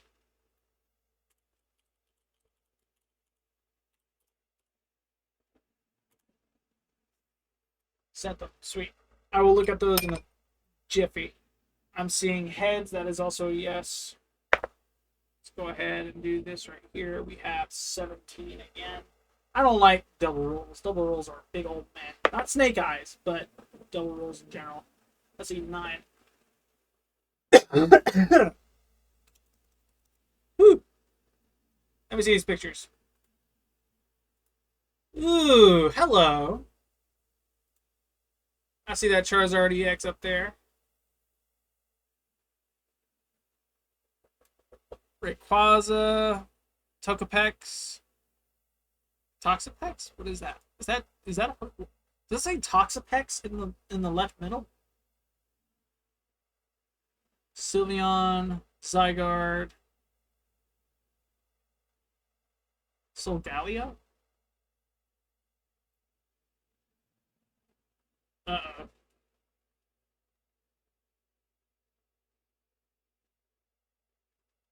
Camerupt. Cool. Chestnut, Tyranitar.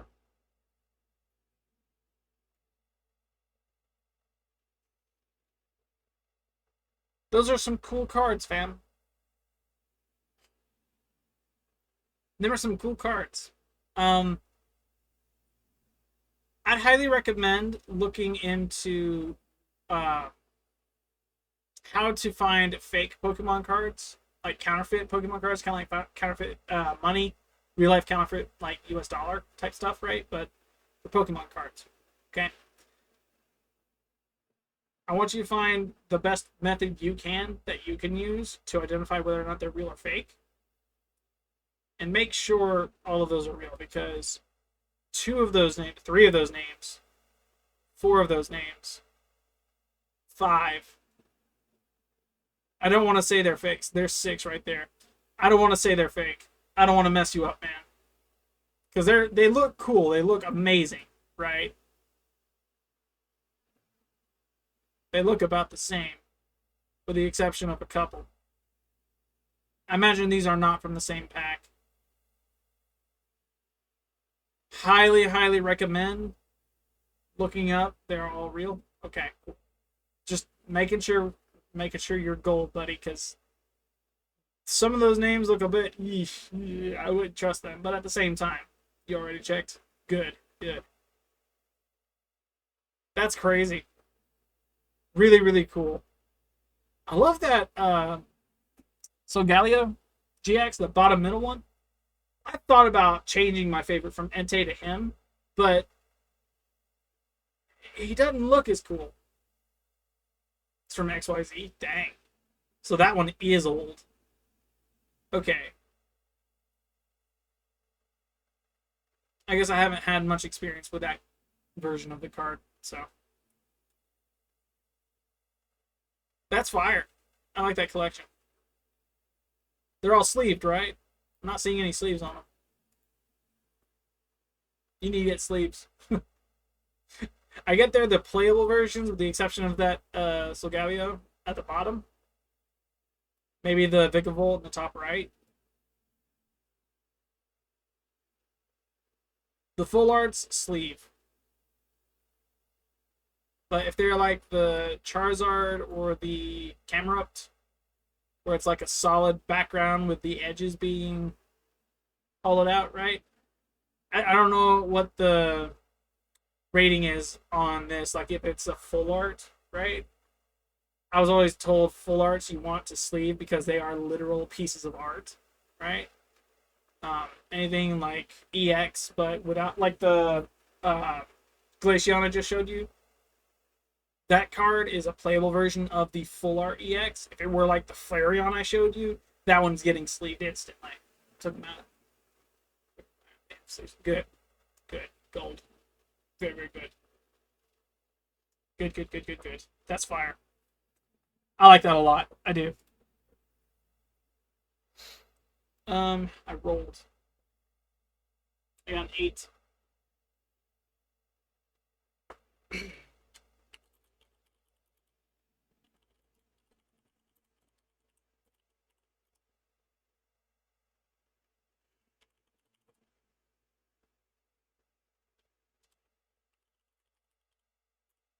A city or town.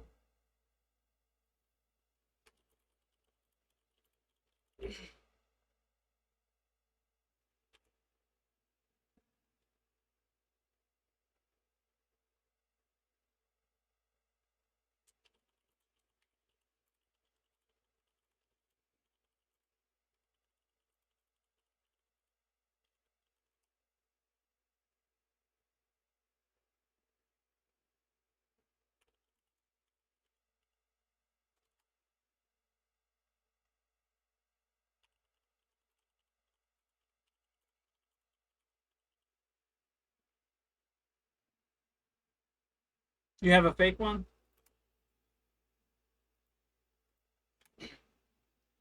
Shoot, send it. I'll see it.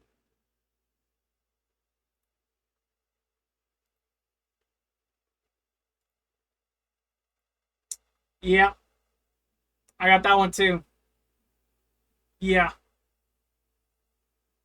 I know. I have a similar one like that. Except mine had sent a scorch over the name. Oof. Big oof. If any of you guys are watching this stream trying to figure out what the heck we're talking about, head over to Discord. The link can be found down below. That Discord is legit what we're conversing across. If you're interested in seeing that, there's a link. It's free. You get to talk with random people about similar interests, make friends, not the war.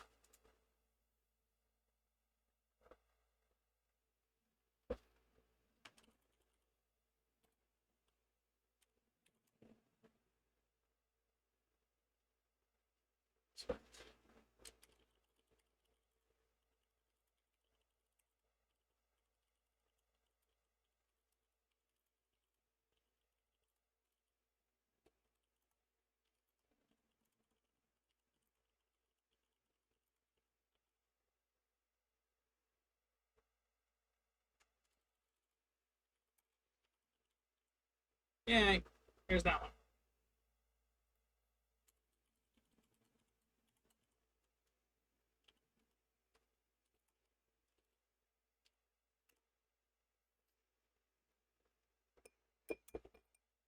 That was also a yes.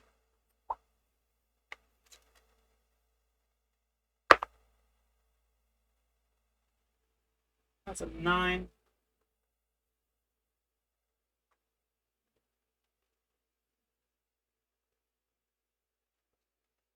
Interesting.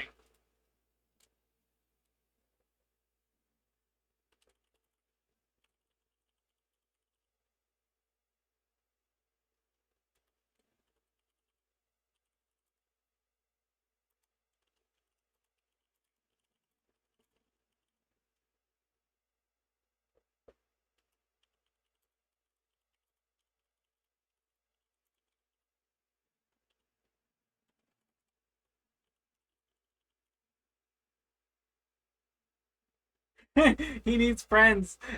Join the link. The link is free. Give this man a friend. To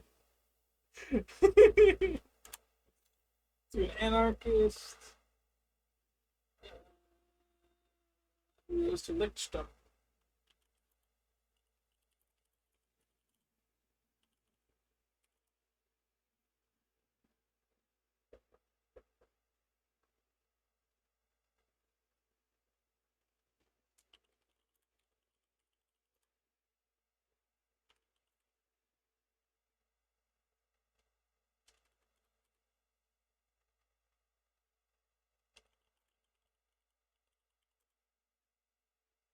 You're fine. It's okay.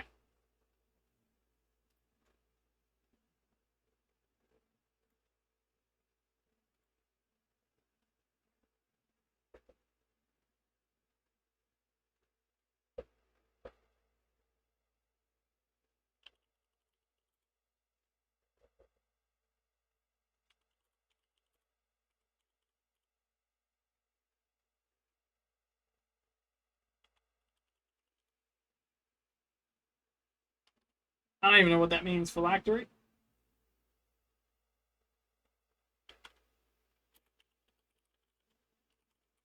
Oh.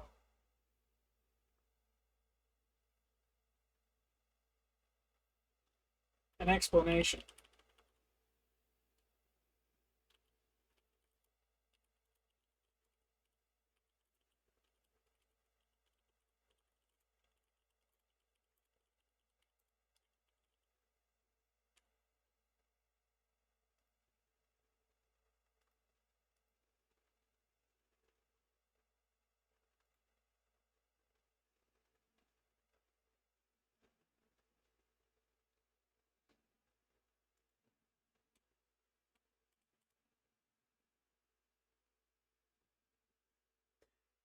Dude, what? I typed explanation twice. I made a boo boo.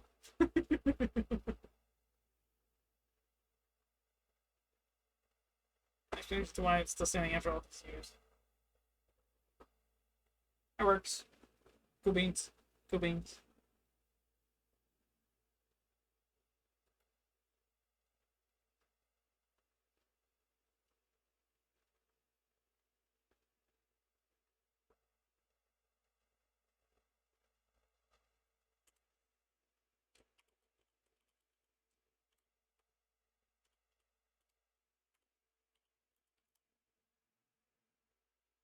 Cool. That works. Good.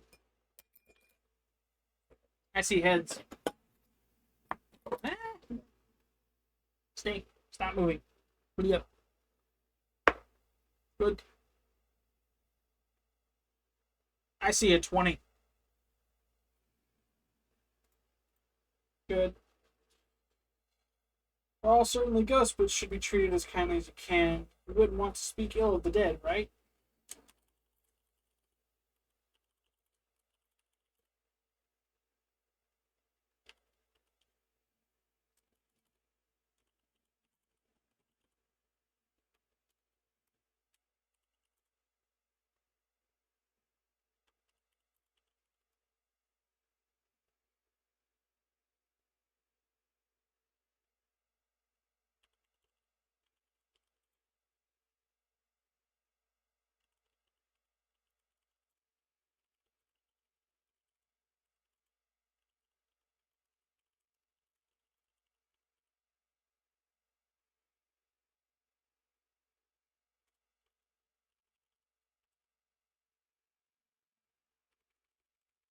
What's dude?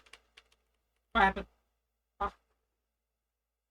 It's 4:54. We've been streaming for 2 hours, almost three. I am aware that we started streaming 30 minutes after I started, or sorry, I started recording 30 minutes after I started streaming. So what I'm going to do is tack on 30 minutes for the recording's sake, right? If you enjoyed stream, be sure to give it a like, thumbs up, share, subscribe, comment, right? Be sure to check out the links down below. Discord is listed down there as well. Discord is where we discuss a lot of stuff, right? There are plenty of channels for different topics all the way around. I am looking to get into actually hosting an audience there, taking suggestions, and then from that, creating new categories and threads that I think would benefit the server. Um, that being said, there's not much else really. 3 hours flew by, and I only did two things to this. So I got a little bit more to do. I'm not gonna stop just yet because we still have two more myths and legends to jot down.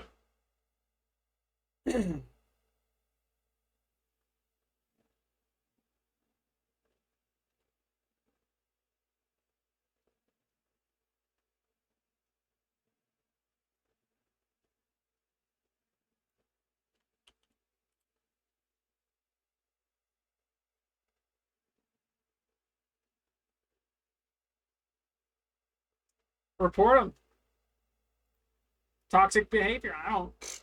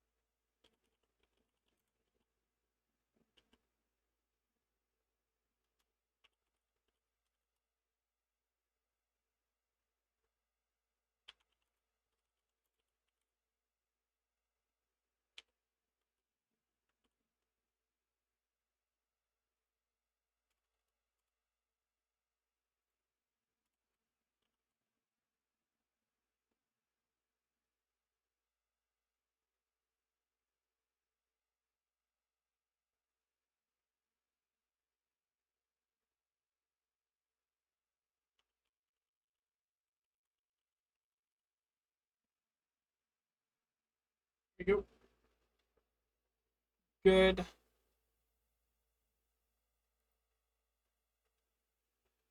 Send me a pick. Okay, let me see.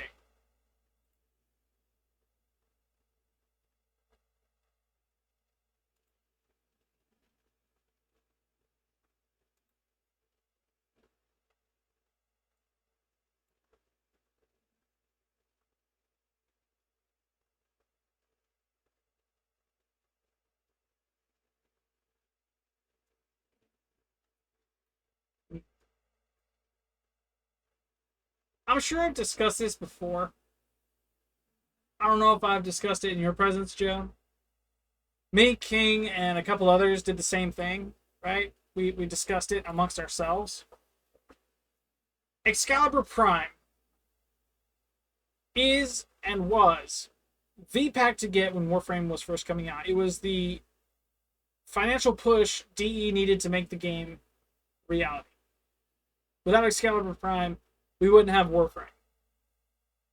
However, there is a line that needs to be drawn with some companies and their fan bases, regardless of how their fan base acts, that says, if I'm going to promote this, you guys have got to promise in some capacity that you're not going to rub this in some new player's face. It should be an honor for you to have supported our company, and for that you get the pleasure of a reward that is Excalibur Prime. Right? You supported us, we're going to support you in your endeavor. You get a Prime no one else will ever get in the rest of the game. On that note, if you proceed to rub it in a new player's face, mock them, ridicule them, humiliate them, whatever your toxic motive is, that package should be nerfed, taken away, or refunded. And that's terrible. That's a terrible notion to say.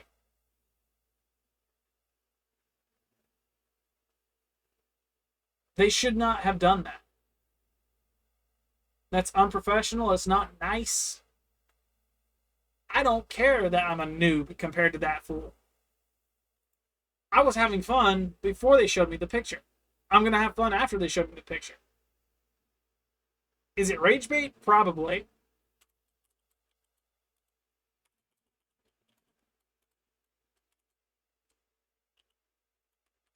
Realistically speaking, it's not worth it to respond. It's not worth it to comment. It's not worth it to have sent that picture. It shows the mentality of the person who bought Excalibur Prime over someone who's just having fun with the game. Not fun. Not good. Not worth it.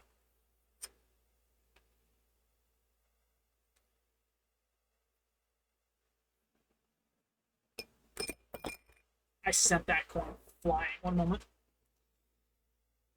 Uh-oh. Where'd you... Oh, no. Oh, wait. No, there it is. For a second, I thought I went behind my desk. I'm like, no. Just lost my coin. It didn't land on heads or tails. It landed at the end in his clan 1v1 with Equinox. Go you. That's a tails.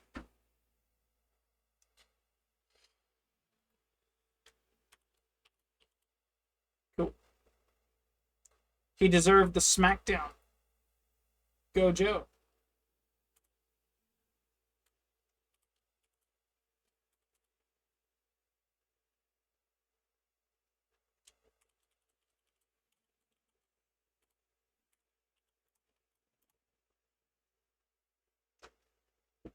In his clan dojo with the Equinox. Yeah. Yeah. He, I don't know, he either cheated and needed to tell someone, or he actually has that and is being very toxic. Either way, not a person worth entertaining. That's heads. It's a 12. Wish for a child under a full moon. The spirit of the woods may grant you one, but you must raise it according to the old customs. Interesting.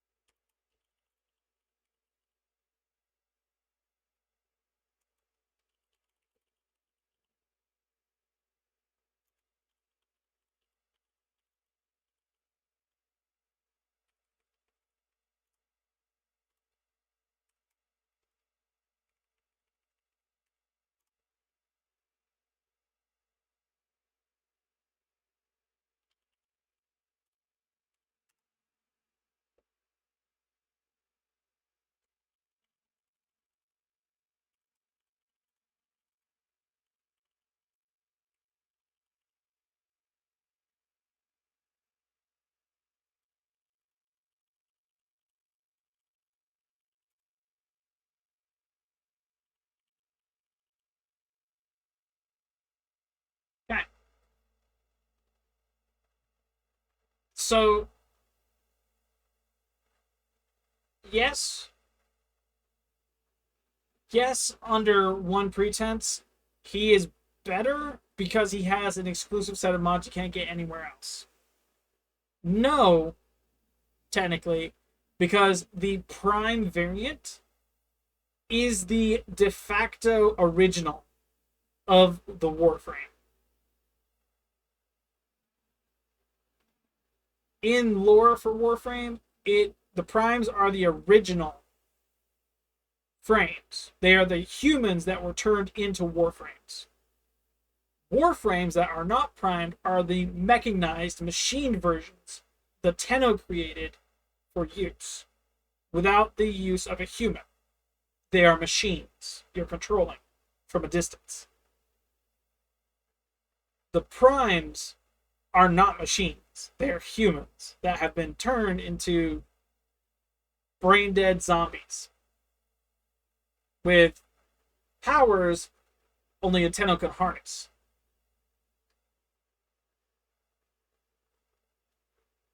Umbra is like Excalibur Prime, but he is not the original. He is a unique Warframe in the sense that, unlike Excalibur Prime, he was made using an umbral bolt. It goes into detail on his little shtick in the Codex. By default, Excalibur Prime and Umbra are two different frames. Umbra is weaker than Prime simply because Prime is the top tier, and Umbra is not. Though they are unique and both stronger than base Excalibur. The power level is dependent on build, and unlike Umbra, Excalibur does not have the umbral polarities. The Prime variant doesn't. And so there is a influx on which one's better solely because Umbra and his mods are already there. That's currently that gist. I'm sure the lore goes into detail as to how and why Excalibur Prime is more compatible, more better than Umbra is, but at the same time, it's again dependent on the build you have on the frame, because technically you can erase the umbral polarities off of Excalibur Umbra, making him technically Excalibur Prime if you did universal format on the entirety of his build. But because Excalibur Prime's base stats without the umbral mods on Umbra are higher, he is by default the better frame. That's just the way that is. And any buff or nerf applied to base Excalibur is applied to both Umbra and Prime. So, again, it's a differential between the two that you have to look out for. So we have our local legends and myths jotted down. Next up to look at is temples.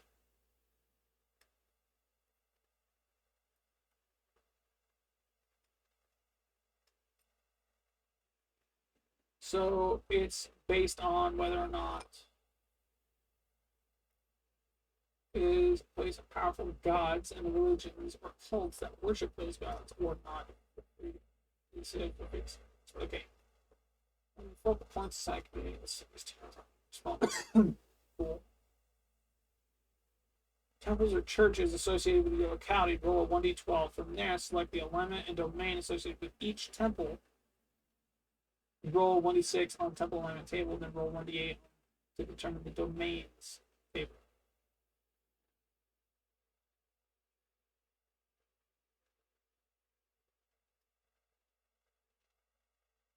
So this is where things get a little complicated. Because it wants me to roll. The book says to roll a 1d12 to determine the number of temples and churches associated with the locality. So right now, technically, I should roll a 1d12 for the whole country.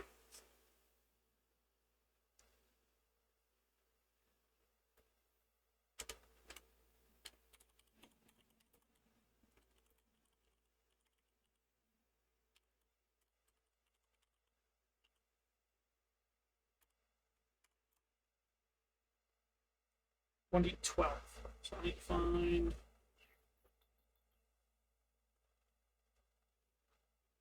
There's my 12. So for this entire country, we have 6. Hey, I have Arabian chassis. Can you please help me get the other 2? Sure. I have no problem with that. Give me a moment though, because I am working on this. It is currently 5 o'clock. Technically, we should have ended stream. Again, I am ending this in 30 minutes time. I'm seeing 3:08 on my clock for stream. I see 2:29 for recording. 30 more minutes of this, and we will transition to the end screen. If you're interested in getting a free Prime Warframe, enter in live chat or the VOD on or plus for this stream, right? Your guess on the number of 1999 cover display posters I own in the game Warframe. If you guess right, you will get 1 or 6, depending on when you post Warframes that are primed. Pay attention to your whispers on Twitch, and if you're guessing from YouTube, please note I will DM you directly on YouTube. And from there, I will ask in privacy your gamer tag, so that way I can invite you to my game.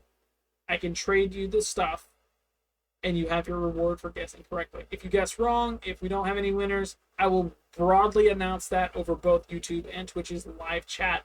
So, with that being said, thank you for watching. We have 30 more minutes of this. We have 30 more minutes of this.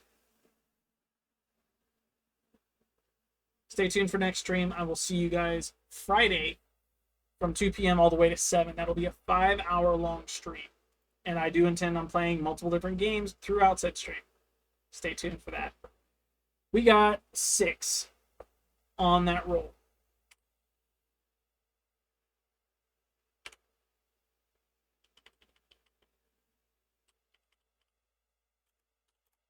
Six churches and temples within this region. Cool. Next up, we need to roll a 1d6 on the temple alignment table. Okay. 1d8 to determine the domains table.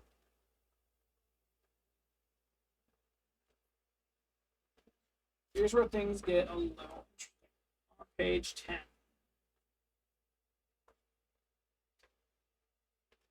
Fine. Yeah.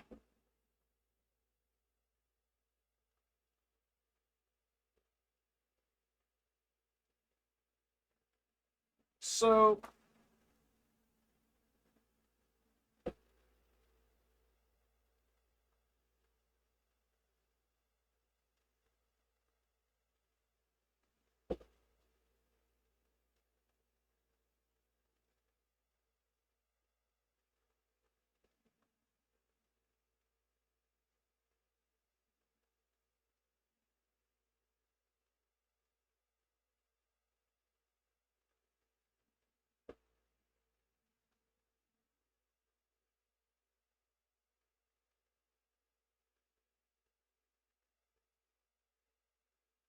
Okay, so I understand this. So I need to look at the overarching thing now. This right here.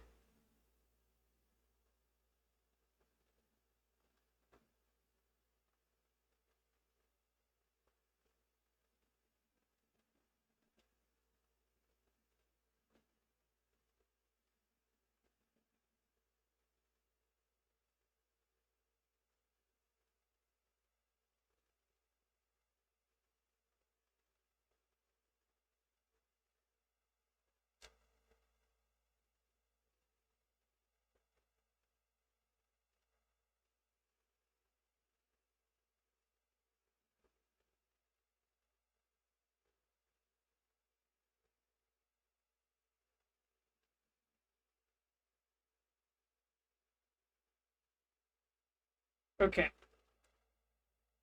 Huh.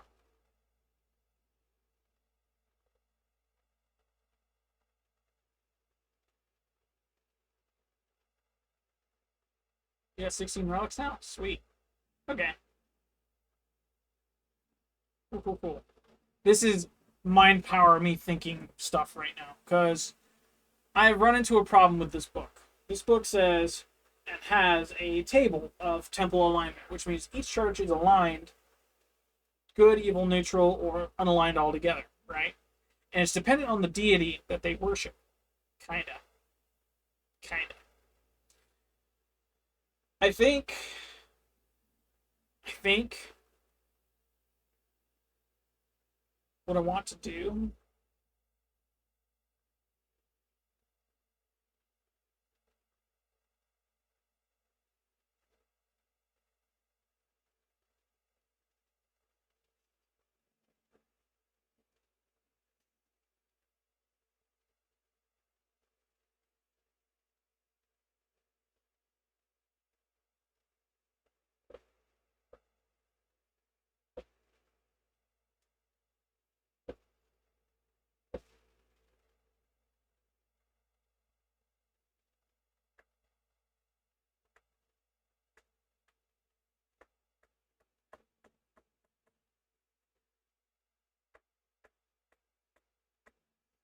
So,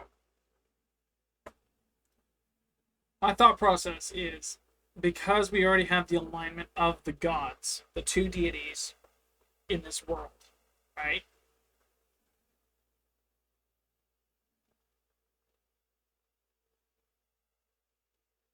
I'm thinking what I can do per the temples listed in this country specifically.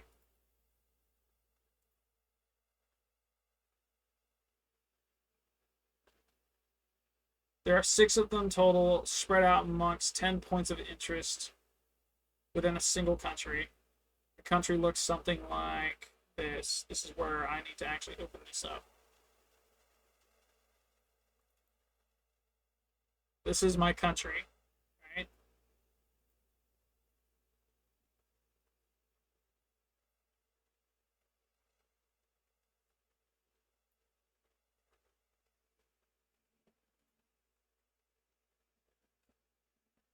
Cool.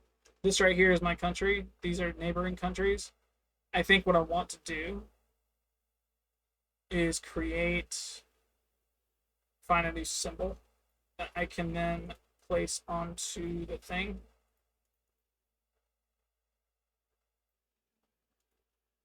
This right here.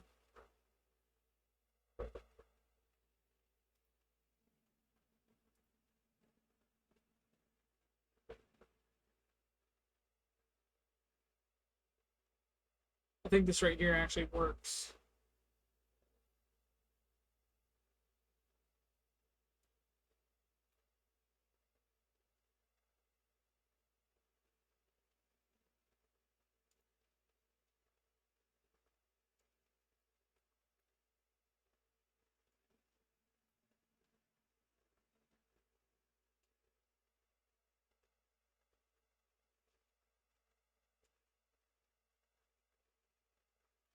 Good. Okay.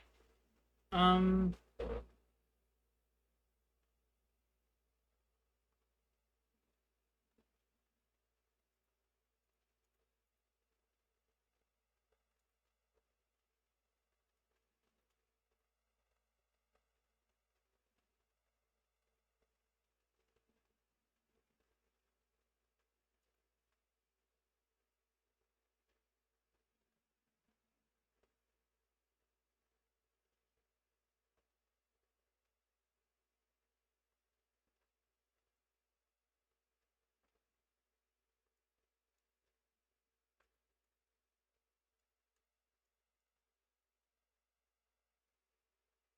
We're gonna first off save this, so we're gold. This is saved.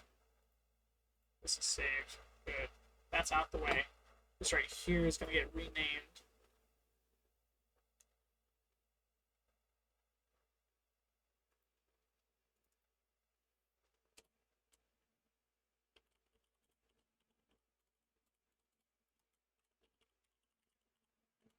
Town boundaries on that. We're gonna lock that in place.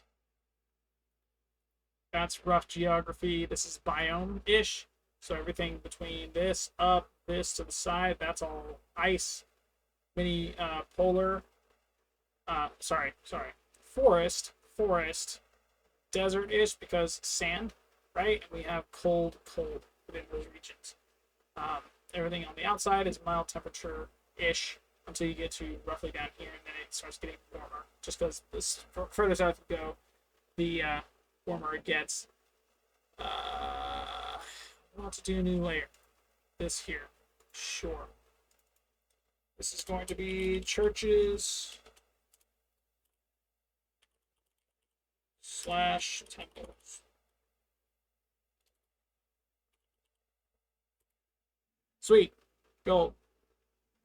We're going to lock this in place. We're going to lock...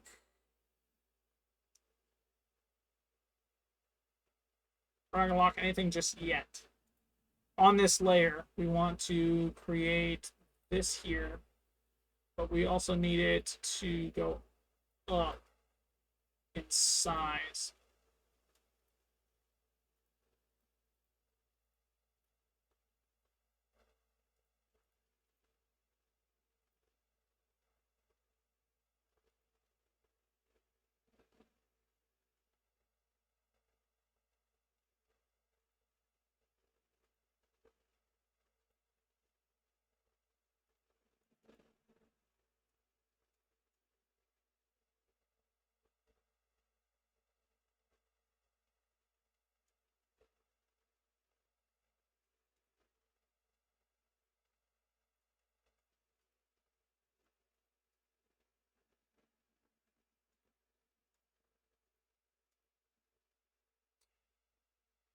A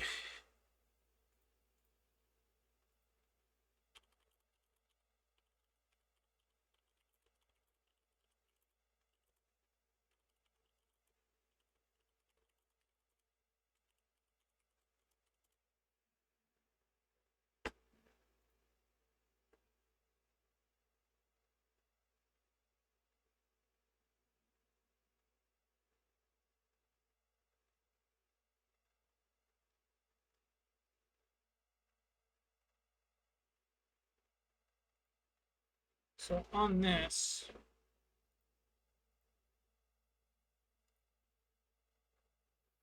oh, right here. What am I doing? That's too big. I think 15 will work. We have 6 churches within this area. Churches and temples typically reside sometimes in cities and outside of cities.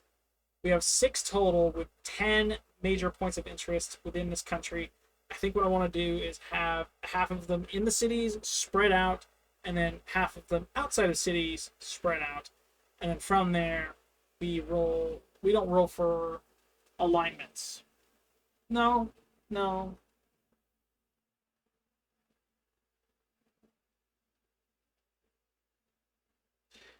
I like the idea of rolling for temple alignment with some variation, because there is a disconnect between churches and temples and the deities they worship. Ergo, the temple's alignment can and should be different from the god they're worshiping for this world to make sense. It has to not make sense. Make sense? Makes sense to me. We're going to go ahead and do this. We're going to bring this down to 10 so it can fit within city walls. I'm going to throw 1 here. Throw 1 here. Throw 1 here. Kind of simple. And we're going to throw one way over here. It's outside of city limits. Throw one right there. It's outside of city limits. And then throw one up here. Way up north and out the way. Realistically speaking, should be good. I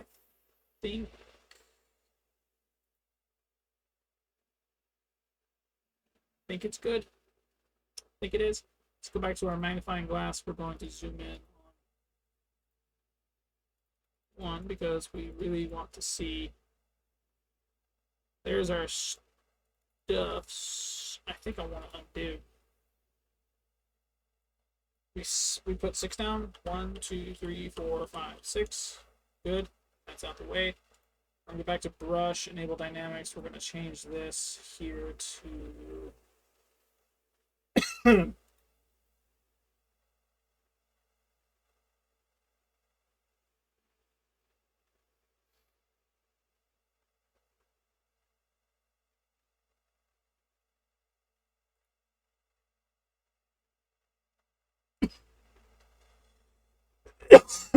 gosh. Not out, in.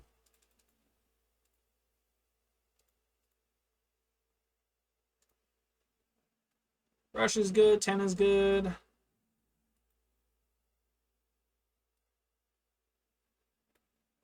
It's still purple.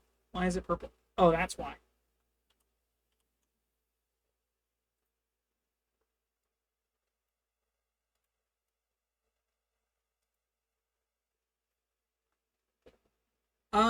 Something's busted here.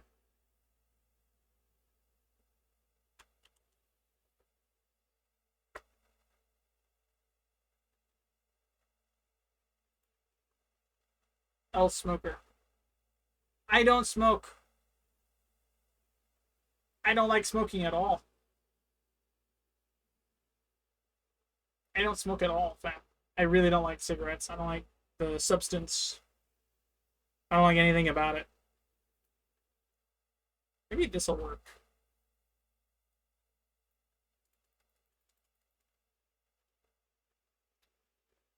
Let's do this. Let's see what 15 looks like that. That works. That works indeed. Okay. Put one there, put one there. Put one there. I like the idea of there one being up high, one down low. We have the down low one. Put one there. Good. Bring one all the way over here. Yeah, smoking's very bad. Don't do smoking.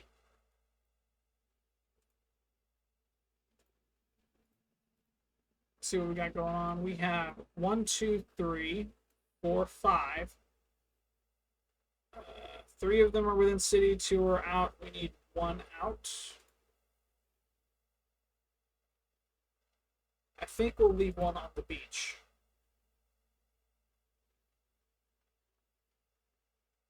I think that looks good.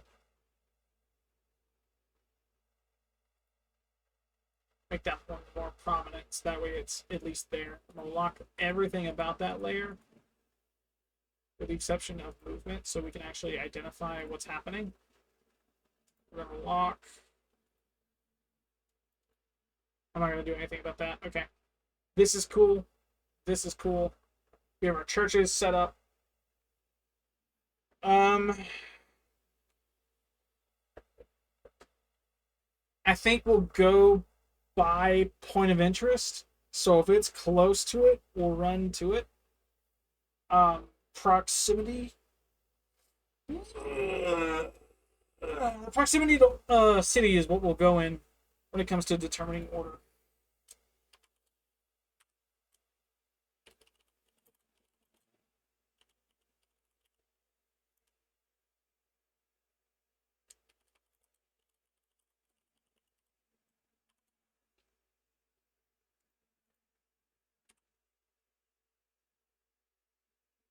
Good, good. This is still country 1. We're looking for this, but this one here. This one does not have a temple.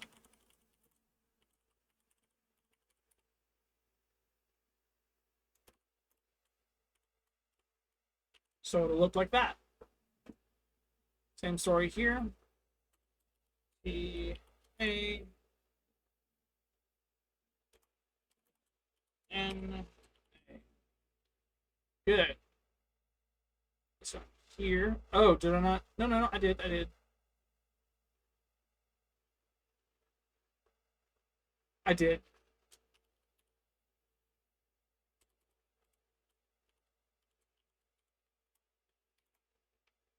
So this is where it gets a little interesting. Just a smidge.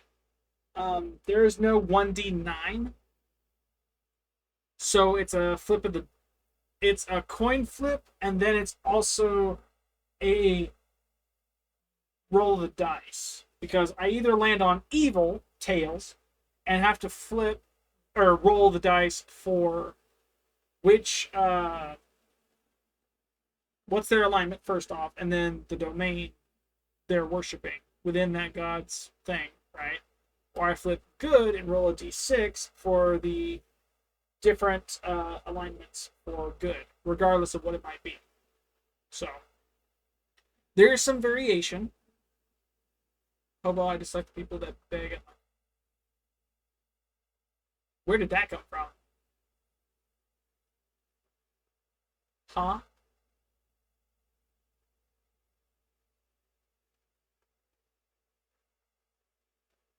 I have no words. No. Don't dislike hobos. You don't know what they're going through, fam. How can you dislike them?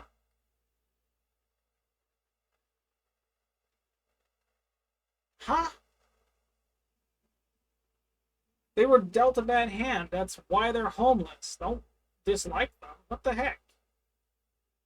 Where did that come from? Joe?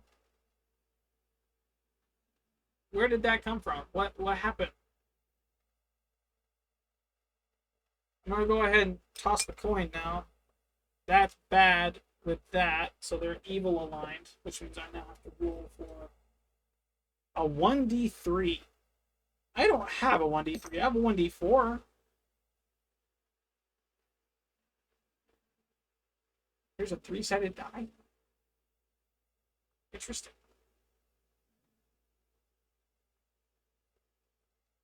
Hang on. Hang on.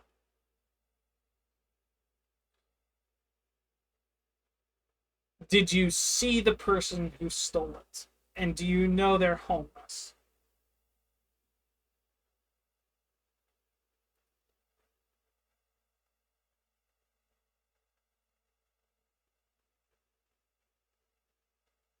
I was going to say something else, but I want to see the answer first.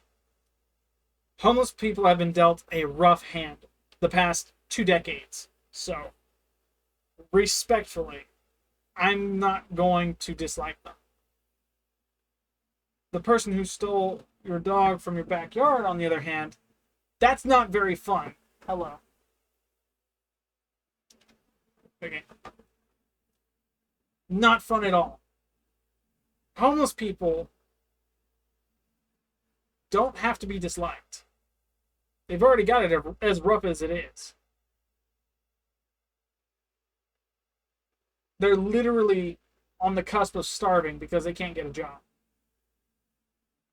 They have no mode of transportation. And because of the way policies work on companies now, they're not allowed to stay, nor are they allowed to go, yet the only shelter they have at the point of owning a job or having a job is the job itself.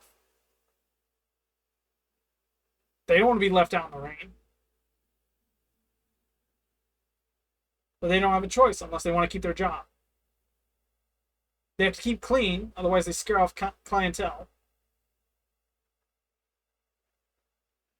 And not all communities have a home for the homeless, a shelter, homeless shelter.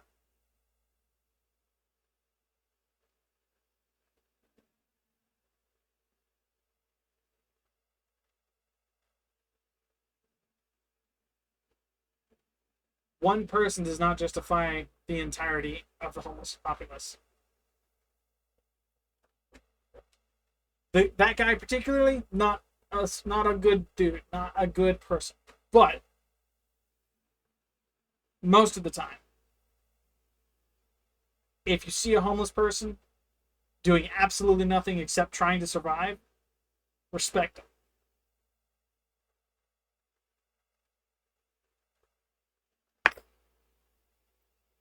I got a 1 on the evil scale, which means this temple's alignment is chaotic evil. This temple's god is chaotic evil. Hot dog. Okay, coming. Hi. Ow.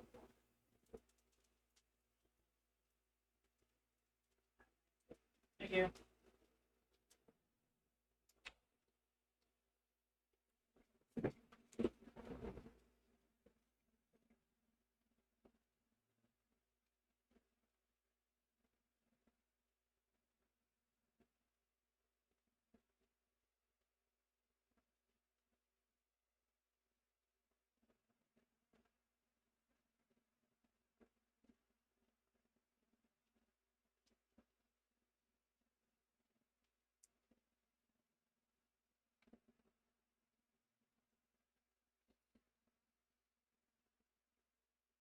Drugs are bad. Drinking is bad. Those who get money to do either of the other are not inherently bad. You can go anywhere. On the internet, you can go movies, you can go social media, you can go on the news. As wrong as they are sometimes. I would love to. Here you go. They're Vietnamese candy, powdered sugar with almonds on them. They're kind of good. Put it in your vent, I'll get it. Sure.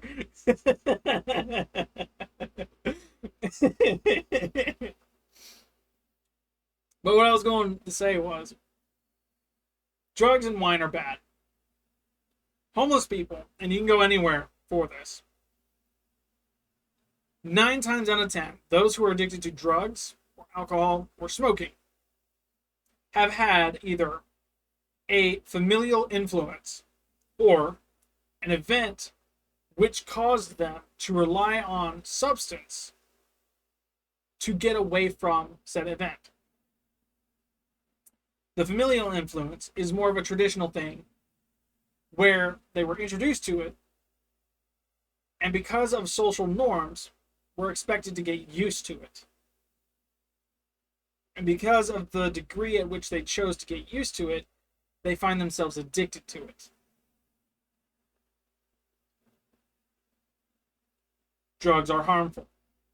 Alcohol is harmful. Smoking is harmful.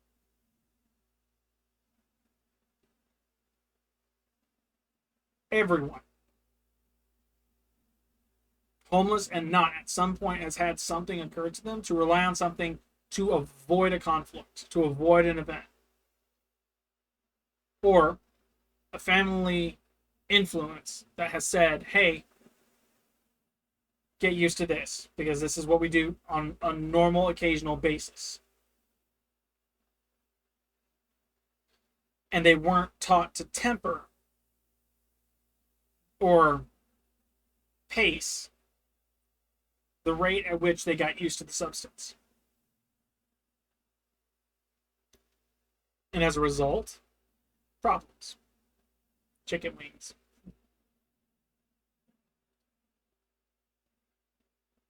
The guy who stole your dog, not good. The fact that he still had your dog was good. It means he didn't sell it for drugs or alcohol or wine. So you can't use that as an excuse for what he did. Secondly, using him as an example for all of the homeless people is wrong. Some of them are veterans. Sure, they might have drugs and alcohol near them. However, and in every case, they'll say it numbs the pain of having to go through the events they did. End result being, they're just trying to survive.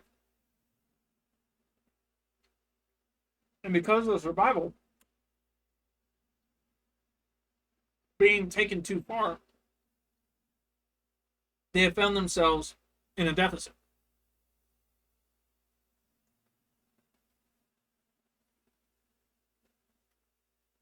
It's not fun for anybody.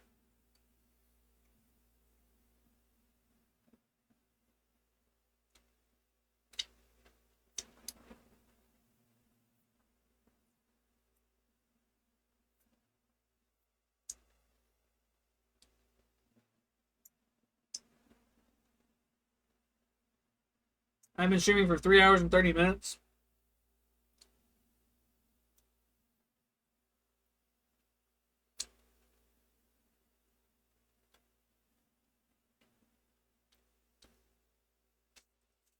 I do want to end stream here soon. I'm going to continue editing this in like a brief second. But I am going to end recording and I'm going to end stream, continue recording, editing this, and then once I'm done, I'll end stream. Regardless, it's been 3 hours and 30 minutes since I started stream, so I'll go ahead and end it. If you guys are interested in doing that giveaway, hit up the live chat, head up the comment section on Orb Plus, not Orb's Vault. This video, this VOD will be posted to Orb's Plus, right? Find it on YouTube. If you can't find it on YouTube, via the search bar, come back here. There's a link down below. I didn't eat all your candles, so I still have 2 right here. What you mean I ate all your candy? Huh? Besides, it's in my hand. Either way, thank you guys so much for watching. If you find yourself new or on the comeback, consider following, subscribing. Tells you I am either streaming or about to post. Consider commenting on the video what you thought and anything you think and saw that I could have improved on throughout the duration of this. I understand a lot of it's been more of a conversation between me and a chatter, but I enjoyed the conversation nonetheless. I got to make progress on the little world I'm creating, and frankly, I think it's coming along quite nicely. This is coming from someone with 0 experience going in on a book that has pretty much a mapped out plan as to what I ought to do for this world. That being the case, I'll be ending stream now. You have 10 minutes on the end screen to get your guesses in. I have your cubes right here. Come and get them, Joe. You got them right here. Come on. Come on. I dare you. Let's go. Hurry before it ends. Hurry, hurry, hurry, hurry.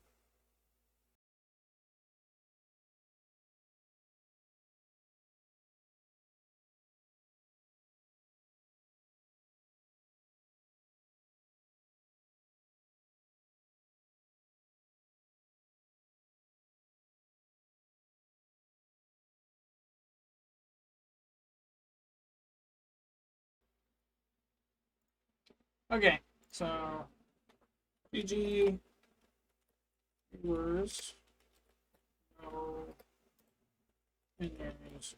Okay. Stream's done. I'm recording now. As you can see, we're now on point of interest 10. I made a mistake. So what I did was I decided to go through this whole thing, right? And my thought process is, for every single one that has a local legend or myth, it'll have a temple next to it. That was wrong of me, because we only have 6 temples that we can assign stuff to. And it's based on the proximity to a city that we go in the order we find. This would be 5, this would be 9, 4. The closest between this one, I'm going to say is 8, 3, and then the closest between these 2, 2. See the problem? I decided I'm going to disable this so you guys can see less of that, more of me. Hi. This whole thing, though, I kind of messed up because I just went through and said, you know what, all this gets a temple alignment, because why not? And that was a bad idea. Anything that does not have a local legend or myth, I've noted as NA, non-applicable, because there's no local myth or legend, so no temples. That is wrong. That's wrong of me to do. I have to go through and figure that mess out before I end this recording. So it might be a 30-minute recording. It might be a 3-hour and 30-minute long recording. I'm not going to edit this part away from the original VOD of stream, so you get the stream, and you also get the spot. Just so we're on the same page, you do have a guess after I've posted this VOD up to or plus. Type in or plus, and you will see that. Yeah, that being the case, let's go ahead and flip this last one. Do we have one close to 10? No, we do not.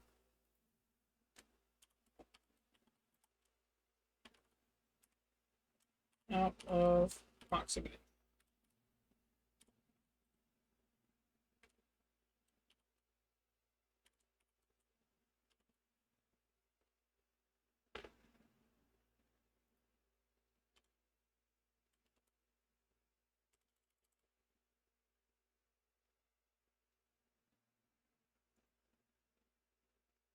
Do we have one close to 9? Yes, we do. So here's what I'll do. I'll take this. Do we have one close to 8? Yes, we do. So we can't take that one.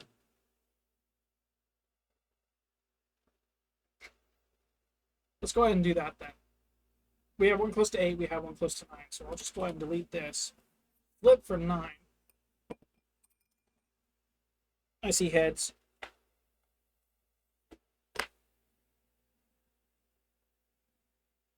I have to... Heads is good, which means D6 is being rolled. That's a 1.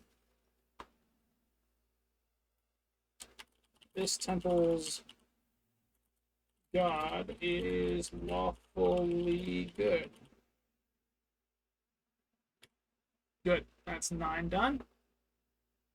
8 is done. We don't have to worry about 8. Is there one close to 7?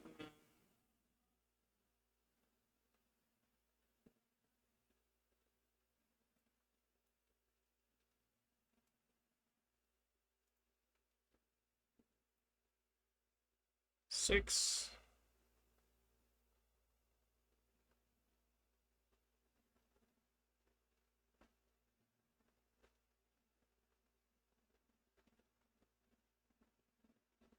Huh?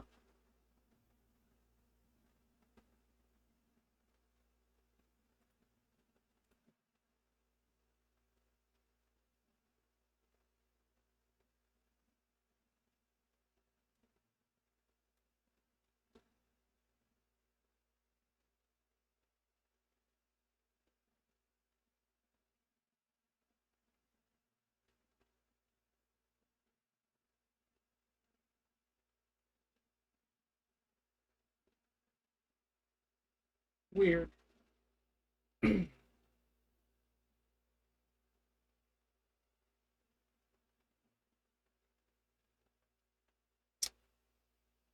Oh, I know what I did. I know what I did now. Because that's a thing. 7 is weird.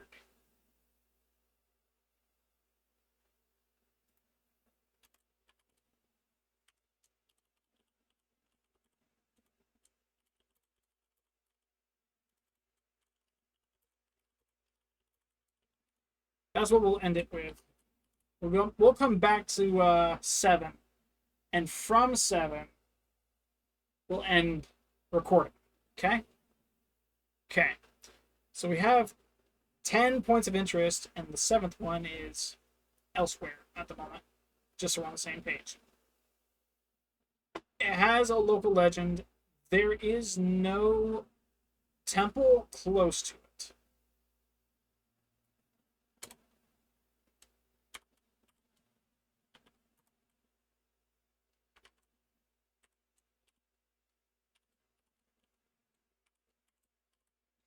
Out of proximity. Cool. From here, we go to 6. Is there one close to 6? Nope.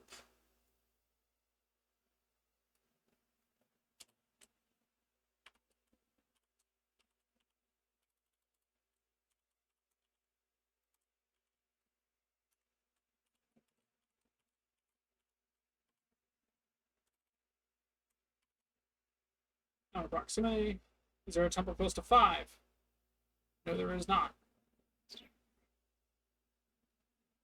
I'm going to copy this just to be on the safe side. Control C, go.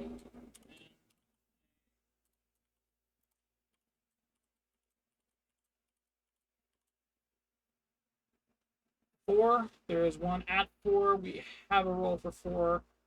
That's good. What about 3? We have a roll for 3. Yes, that's good. 2.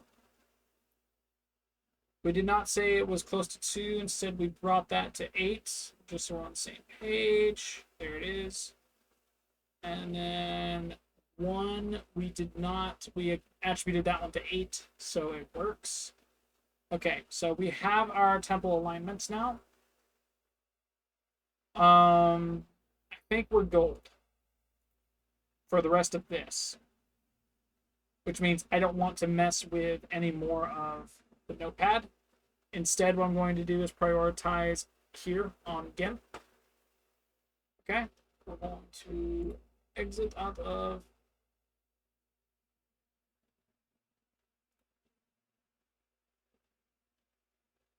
that one. We're going to exit out of this one completely. And I'm going to X out of this completely. I'm going to remove this, expand that. Now that's a thing and out the way. Capture can be destroyed, and we now have this to work on. Sweet. Okay. From here, we want to be very careful with what we do because there's a little bit to add on to it. I actually need the notepad.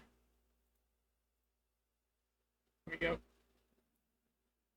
For point of interest 7, we have settlement, 20 less people. Settlement is guarded by shield. Let's see. Okay, cool.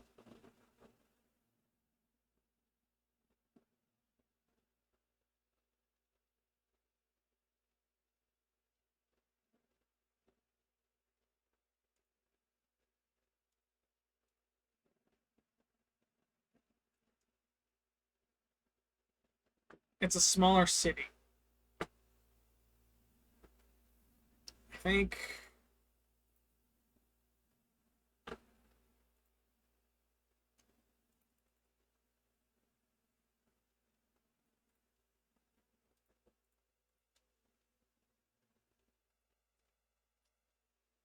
What did I do? I said small circles. Oh, no, there is 7. 7's right here. What am I doing? 1, 2, 3, 4, 5, 6, 7, 8, 9, 10. So 10's there. What am I doing? It is notated on the map.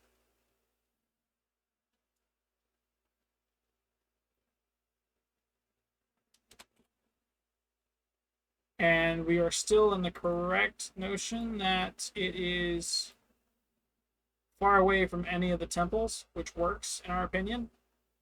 In my opinion, it works. So we don't have to worry about this at all. Sweet. Okay. I think that'll be the end of the recording then. Because the map is correct. The notes have been taken care of. This has been taken care of.